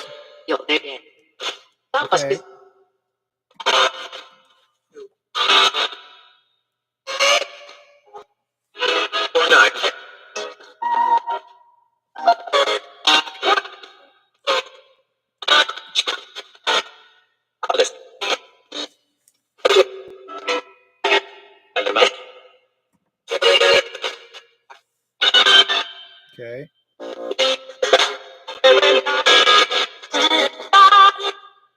Karen's still there? Anything else more, Karen?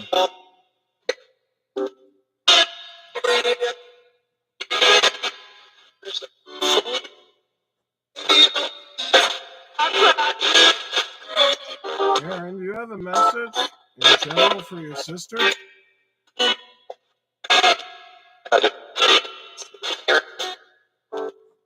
She's mad at me. No.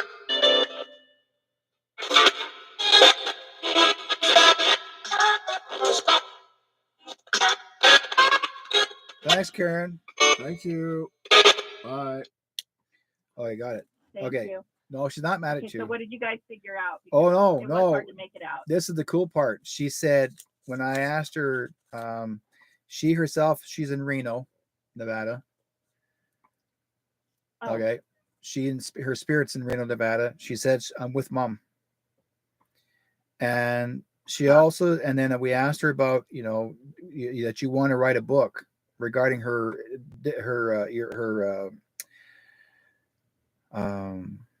diaries. And she says, writing? Yes.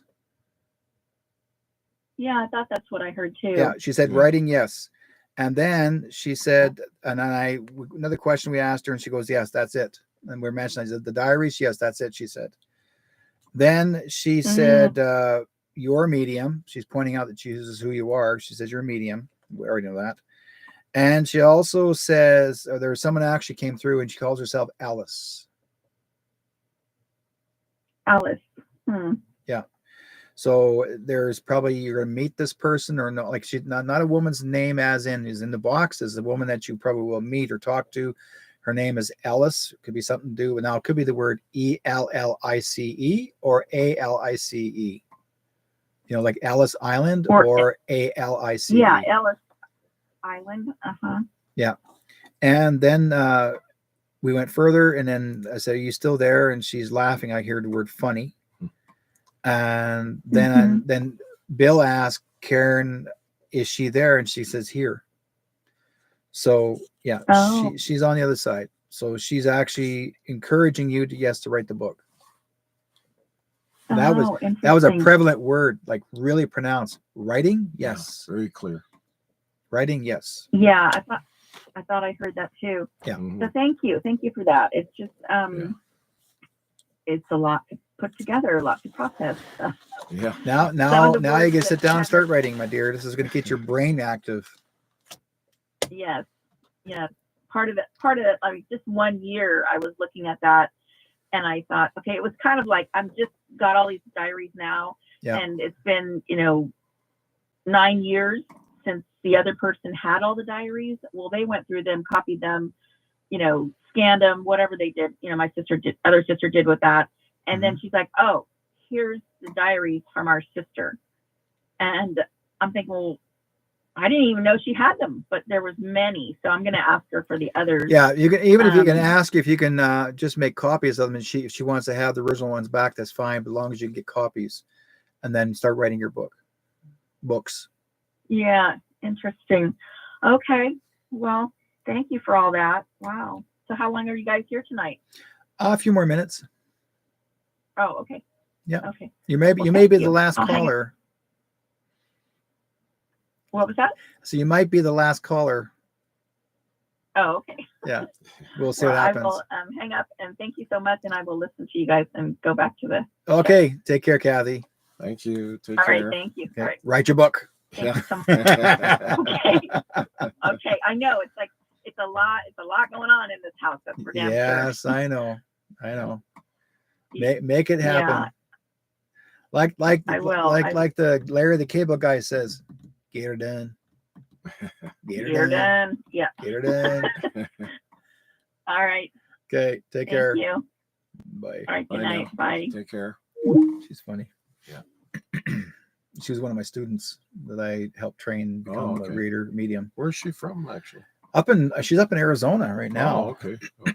Yeah, she's living up there right now. Okay. So it's Sedona. Up in Sedona, towards Sedona, yeah. Yeah. She's got a place up there. Yeah. Well, that's good. Yeah, I get a lot of Americans calling to the show. Hey, Leslie, long time no see in the chat room, or actually, that's first time in the chat room. I've known that lady for many, many years. I'm glad that she's in the chat room. We're just talking about spirits and the spirit box, that sort of thing, and we get people to phone in, see if they make contact with their loved ones, which is nice to see. Okay, who else we got here? And Tom's asking, still can't find my mother grave, still over site or my grave site. Over 40 years searching, can't anybody help? That would be different, Tom. I don't think the box will tell us exactly what your mother's grave is, but what you can, Tom, if you want to give me a scream, and if you ever want to try to, maybe you can phone me and I can see if I can do some remote viewing for you and see if you can give it a shot there. Just give me a scream. Call me tomorrow on my wife's number, our office number, and see what we can do for you. I'll do some remote viewing for you. See if we can try and find that your mom's gravesite. Okay. So Leslie says her first live show. Yeah, we are live. I've been doing this for many, many years. So this is Bill Hauser, and he actually has the GHOSTBOX. And so we were talking to people that passed away, and we're been doing this for months. I guess 6 months. 6 months now. Yep, yeah, since November. Yeah, I got Bill coming here once a week, or no, once a month. Just kidding. Once a month, and make a special month. And we just have him come in, and we do the box, talk to people that passed away, which helps a whole lot.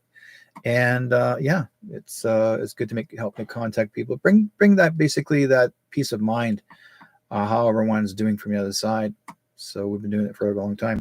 Next week is going to be a really interesting week. Working on doing some I don't know what's next. I'm probably talking to some guys regarding the queue. But I'll update you guys on that later on. I might talk to the guys and bring them back on. We're going to do some research, what's going to be happening next in this world, so to speak. That to look forward to. A lot of really good stuff. Absolutely good stuff. Area code 604. Hello. Hello. Who am I speaking to? Bonnie Kennedy. Hi, Bonnie. Hi there. I just got everything turned off and on. Hello. I thought I'd call in and see if, I had both a biological and an adopted brother pass September and October, and I thought I'd phone in and see if they made it over. I can. Okay, we'll see what we can do for you. Thanks. What's your brother and your brother's first name? So, my brother Rick.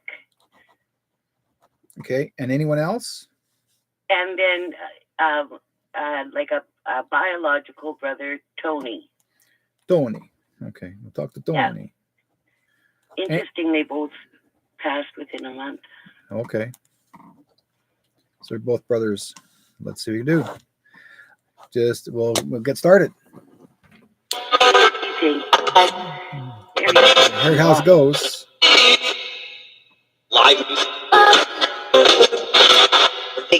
Hi guys. Bonnie Kennedy is looking for her brothers that are crossed over. She's looking for Rick and Tony. Are they around? Would like to get you guys get them to come over and say hello.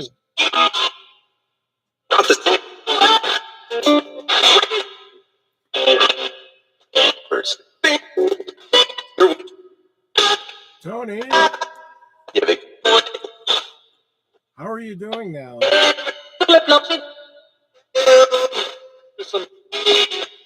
You doing good?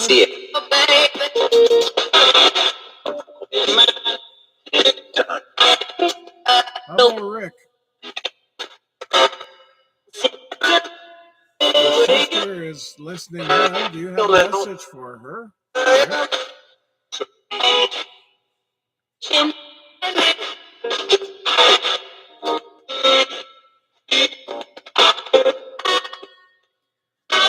So Bonnie Kennedy is looking for her brothers. You guys can come forward and more if you can. Bring your energy forward and try. They all died.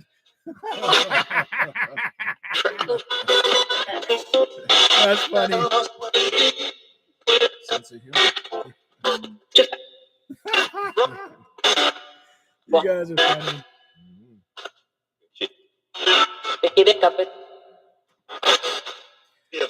Rick or Tony, please come forward for your sister.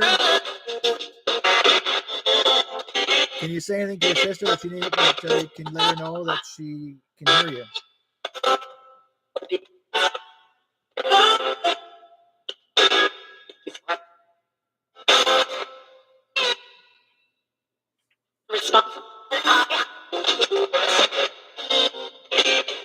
Rick or Tony, do you have a message for your sister, Bonnie Kennedy?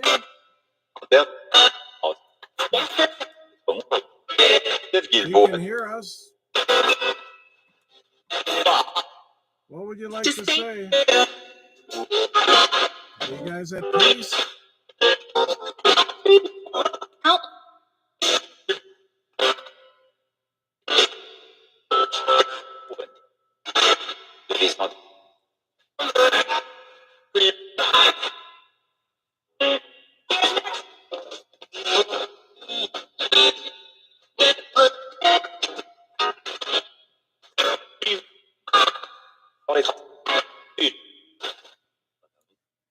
In English. In English.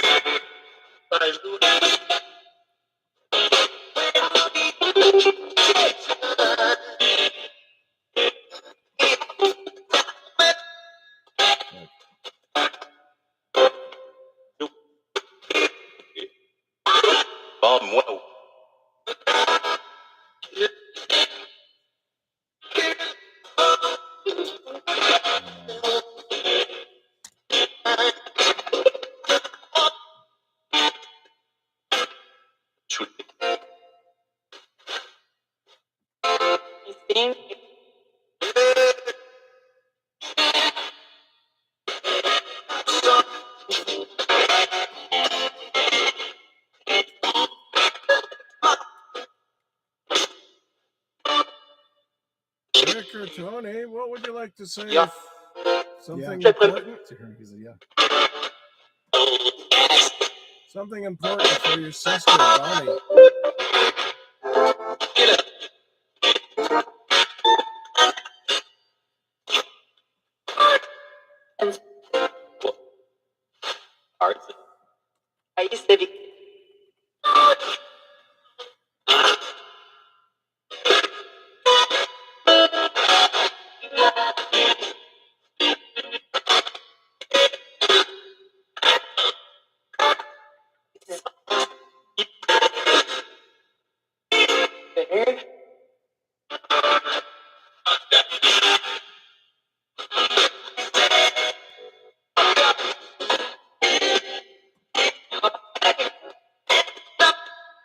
Thank you, guys. Okay, thank you. Bye.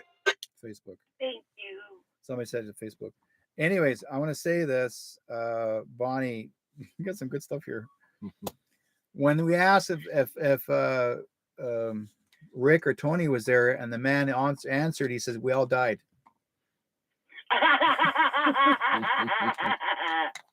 That was funny. He said, "We all died." I'm sure that was Rick. Wicked sense of humor. Yeah.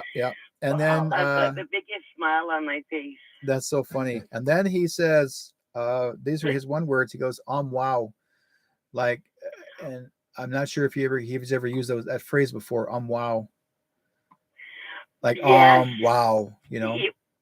Well, I've always held my stance about life on the other side, and he's always poo-pooed me, you know. So now I think he's acknowledging wow. Yeah, that's what he's doing. Like, he's like, wow. Like, I mean, he's actually in a bit of a stammered.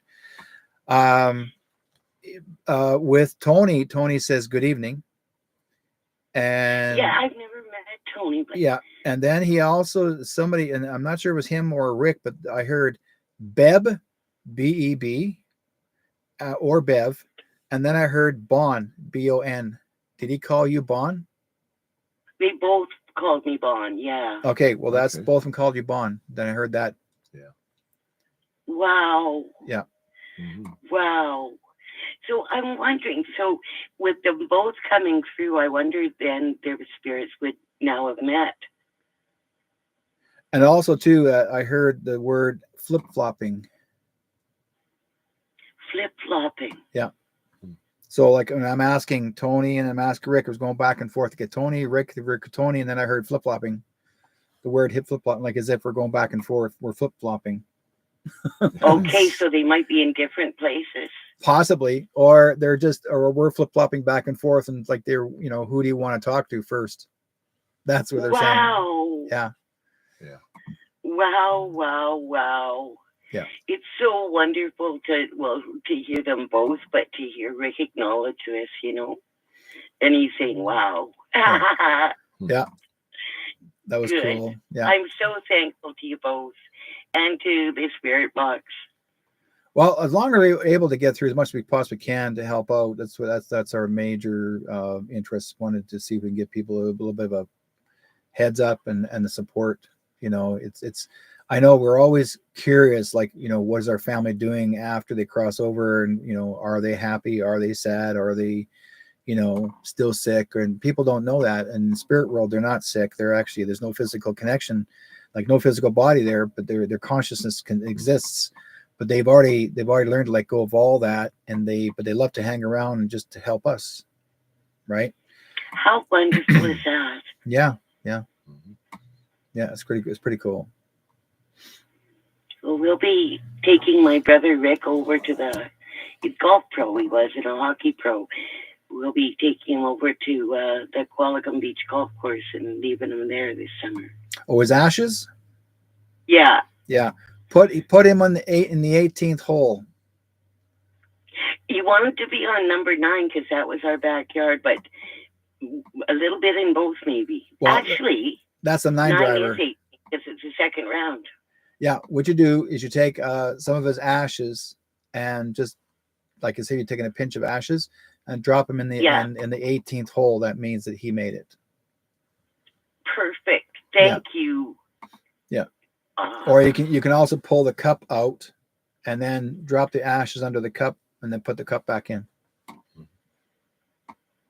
Well, that's an idea too. Yeah. You'll find a way. Or maybe both. You never know. Yeah. Thank you so much. No problem. So very much. Yeah, he'll be a hole in one before you know it. Yeah. And I don't play golf. Yeah. Ear to ear grin on my face here. Well, take the best care, you guys. Okay. Thank you, Bonnie. You take care. Have a great night. Have a good night. Take care. You too. Talk to you then. Yeah. Bye now. That's funny. Yeah. That was a good session. Okay. Yeah, it is. Yeah. Yeah. Sense of humor too. Absolutely. You want to? I'm gonna ask Spirit about the Anunnaki here. So we're gonna go into the one more level here. So I'm gonna see if I can have a chat see if Ziel will come through the box. If he comes through, we'll see what happens, because sometimes they have a way of doing it. So we're gonna have one more shot before we call it a night, and I'm gonna chat with my friend on the other side. He's not passed away, folks. These are extraterrestrial beings that are actually on another planetary system, and I'm gonna see if I can make contact with him through this, because like I said, they have ability to do this. So he might be able to get, I mean, let's put it this way. When there was a television show, a news reporter back in 1972, 71, 72, the guy was doing a news report. And what happened was there were beings that overrode the newsreel, and his voice came through and telling the earth, the world, what's going to happen in the future. And so I'm going to see if I'm able to contact him. Now, if Ziel's not there, that's fine. I'm going to try and see what happens. Any of my extraterrestrial friends that are going to be there to see if they want to come through the box. Let's give it a shot.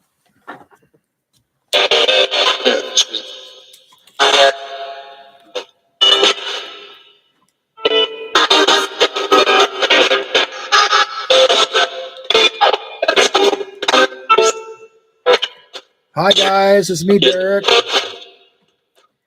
I would like to make contact with some of my friends So they hi back to me. Yeah. Is there any chance you guys can make contact with my friend Ziel? Z-E-L? And can he come forward and maybe share me some information? Tell him that I said hello. Can you call me back? CD.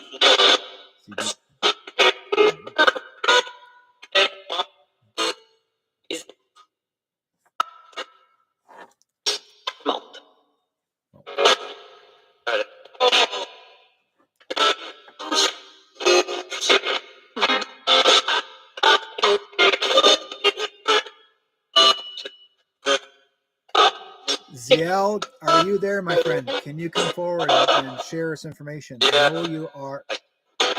You're further past than this group.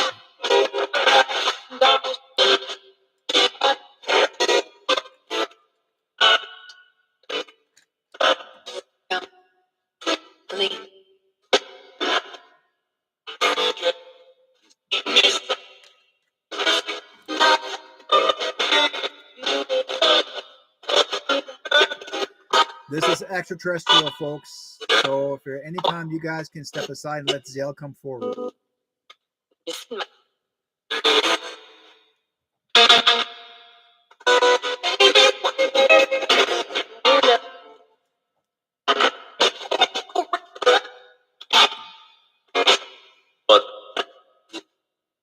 So here, box is that different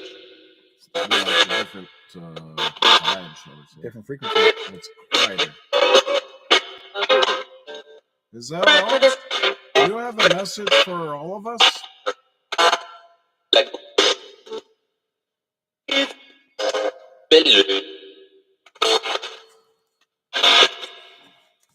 I can feel him. His energy is way different. Makes my head feel swollen.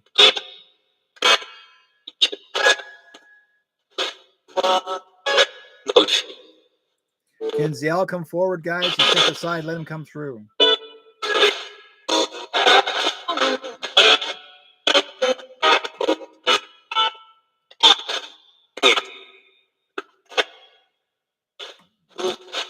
Ziel, are you there? Can you come through, my friend? I miss not talking to you. Here, I hear you just right there.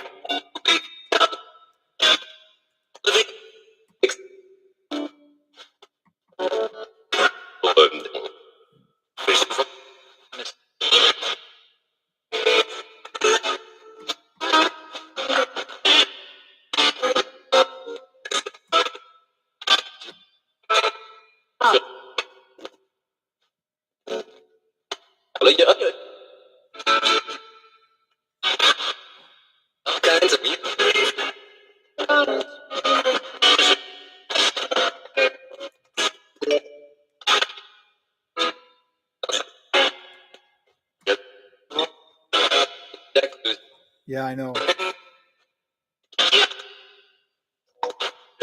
Can you tame it down, Ziel? Can you actually come through? Can you adjust the tune? That's fine. Yeah. Speed up. I really want to speed it up. Yeah. Speed up. So, we really want a message from you. Is that possible?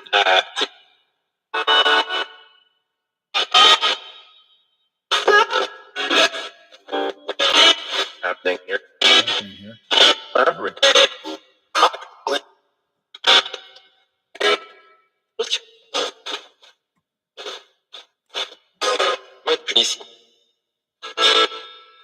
This is Derek. Ziel, are you wanting to chat with me or can chat with me? Any words of wisdom for people out in this world?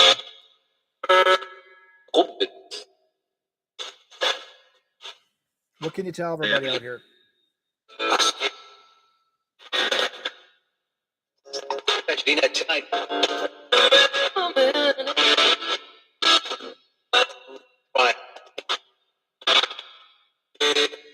I have a question from you. How are we gonna do before the end of 2024? Is this war going to be over?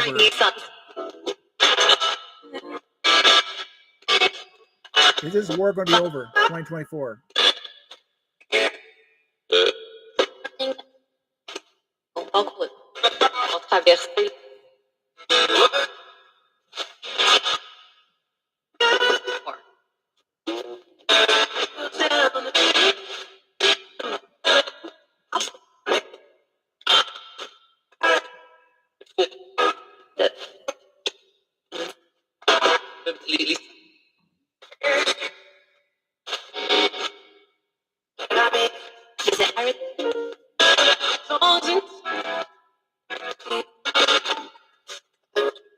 Can you guys make a prediction or not?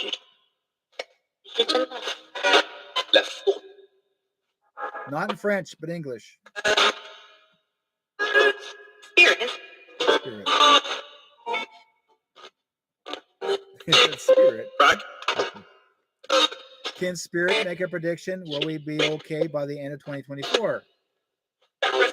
Everybody. Repeat. Your driver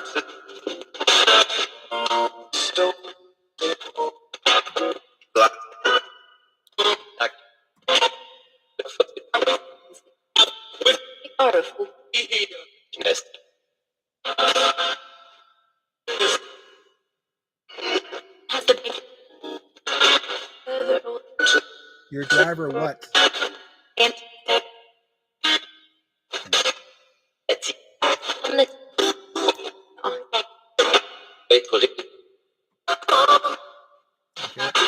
Thanks, guys. Thank you. Bye. So they says your driver, something about your driver, and that says the end of war. So the end 2024 is the end of the war. So this is everything is over.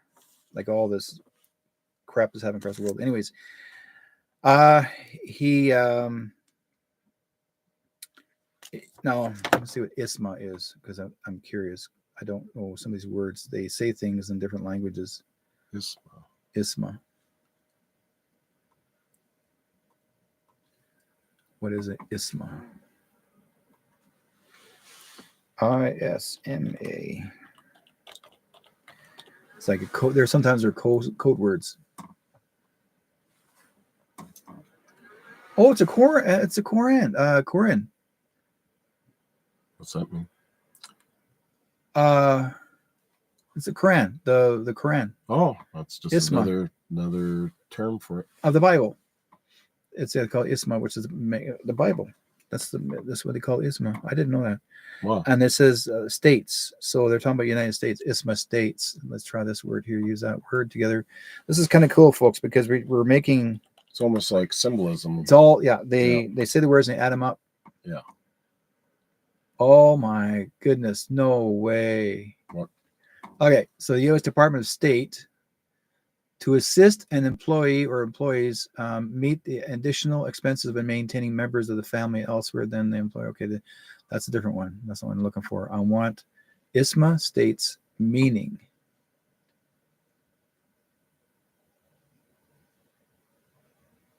No, that's not the one. Member. Oh, there's three of them here. Yeah, well, here it is. ISMA, protection, is a conception of incorruptible innocence. Wow. Wow. Interesting. Okay, so this is it right here. It's called the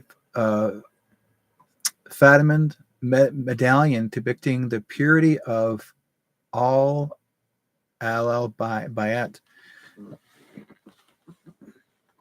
Isma it's Arabic. Protection is the concept of the incorruptible innocence, immunity from sin or moral infallibility. In Islamic theology, which is especially prominent in Shia Islam, in Shia theology, Isma is a characteristic of prophets, imams, and angels. When attributed to human beings, Isma means the ability of avoiding acts of disobedience in spite of having the power to commit them, along with a pure constitution, excellent qualities, firmness against opponents, and tranquility. Isma is a divine grace bestowed by God. That's Wow. amazing. That's what they said, Isma, but he said it 3 times. Yeah. An infallible. Okay, infallible. It's also is in Arabic, is someone who is free from error in leading people to the belief and perceiving divine knowledge, and in practical matters, prophets must be immune from all errors and sins in order to perform their mission of upholding and promoting the divine religion, interpreting the Quran, and establishing a wholesome social system. According to the 12 Shia, the 14th infabilities, bestowed free from error. And okay, there's a lot of families here. The doctrine of Isma has been rejected by some Muslims, such as the Karnak. I don't want to get into that part there. Okay, 2 details. But basically, it's all to do with God. So the Isma is right here. It's all to do with God. So I've never seen that before ever in my life. And that I kept because it said Isma and then it said states. So we're talking about Johnny, Johnny, United. So it's all to do with Isma and United States. Yeah. I mean, that's to me, that's very symbolized. Yeah. Yeah, it's something you can talk to Johnny Enoch about. See. Oh, right now he's not doing well. Oh, okay. Yeah, no, he's sick. He's at home. He has to recover. Okay. Yeah, he's unable to talk to people for a while until he gets over his bad flu. An allowance to assist employee to meet the additional. Okay, that's the only one. Okay, that's all to the states. So yeah, it's all to the protection. Wow, that's good. Is the concept of incorruptible innocence, immunity from sin or moral infability. And that's what they said right here. That's why he was saying the word Isma. Yeah, Isma. Wow. Okay. Then he mentioned my name and all kinds of radio static, he said. That's his word, because he said all kinds of radio static. So remember I said, and then all of a sudden we had to raise the volume, and all of a sudden it cut down. There's very few people talking. And he said speed up. Yep, so I speeded up. Isolate, and then it says happiness here. I said happiness here. Spirit was very strong, because people saying spirits.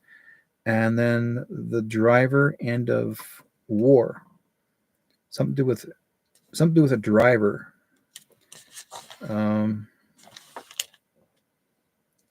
This again, driver, or a driver, something to do with a driver. But again, that could be very symbolic. Again, symbolic. Yep. Yeah. It's funny how driving force, something of that nature. Yep. Okay, let's use the word driver for a moment here, folks. DRIVER, end of war. I've heard the use of driver force. Yeah. Oh, let's use the word meaning.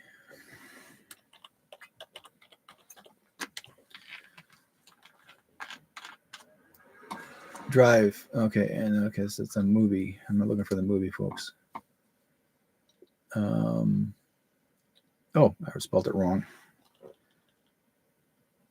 There it is. My capitals came on. That's what I did. I kept my capitals. Okay, so that's Ryan Gosling. Has nothing to do with that.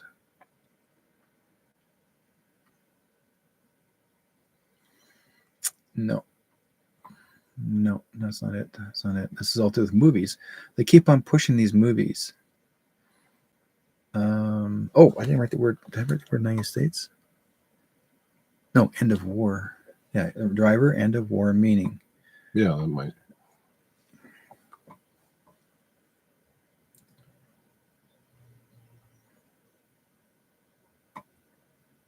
No, they're driver, end of war, meaning in English. There we go. Farewell to Arms is a novel. They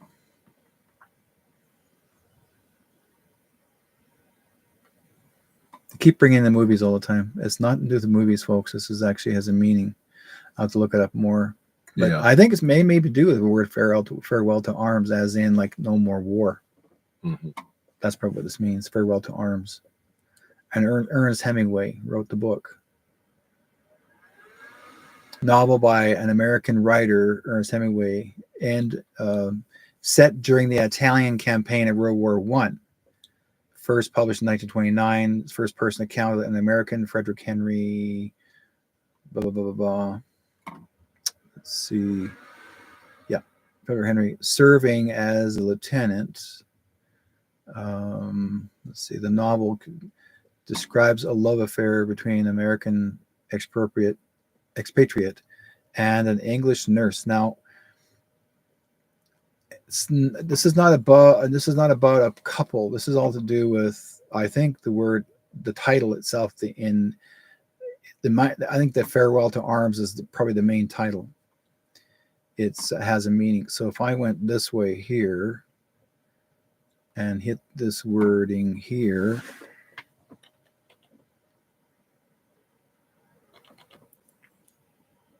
No, is that right? .com? .net? Nope, that's not it. A. Nope. Oh, you stopped me from going there. So,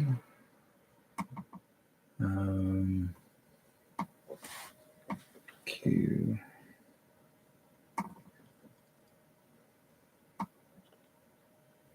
Here it is. Q. News. Bingo. Okay. Type the word. Say farewell to arms is a quarry. It's not there, but if I used to take the word A out of it,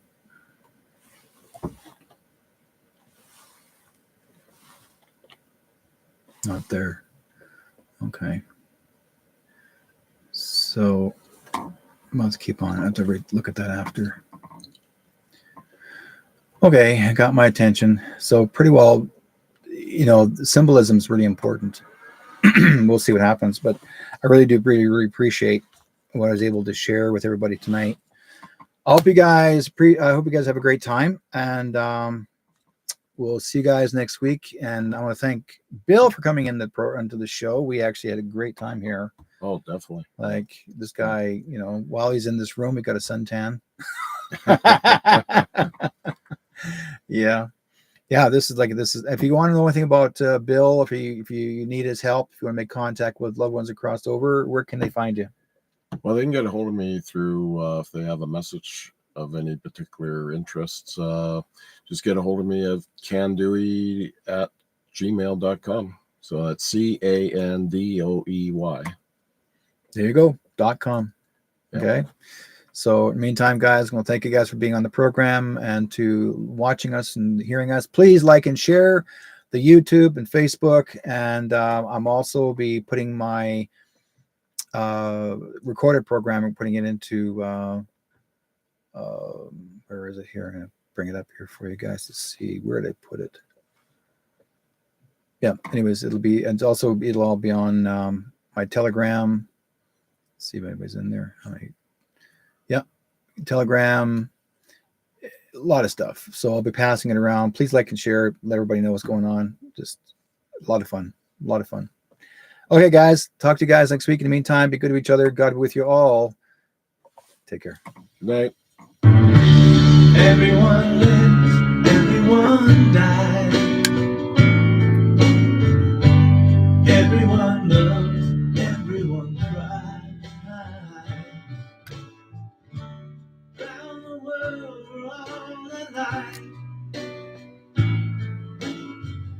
So why is there war? Why do we fight? There's one sea, one tide, one earth. So you and I gotta learn to live together. When one hurts, When one needs, we all need, gotta learn to live together. Peace, make peace, make peace, peace all around. Is any time, brother, stop time? Isn't it time, mother, stop crying? Stop the fighting and the hate. We gotta make peace before it's too late. There's one sea, one sky, one earth. So you and I gotta learn to live together. With one hurts, with one needs, we gotta learn to live together. Peace in peace, peace. All right, peace, peace together. Peace.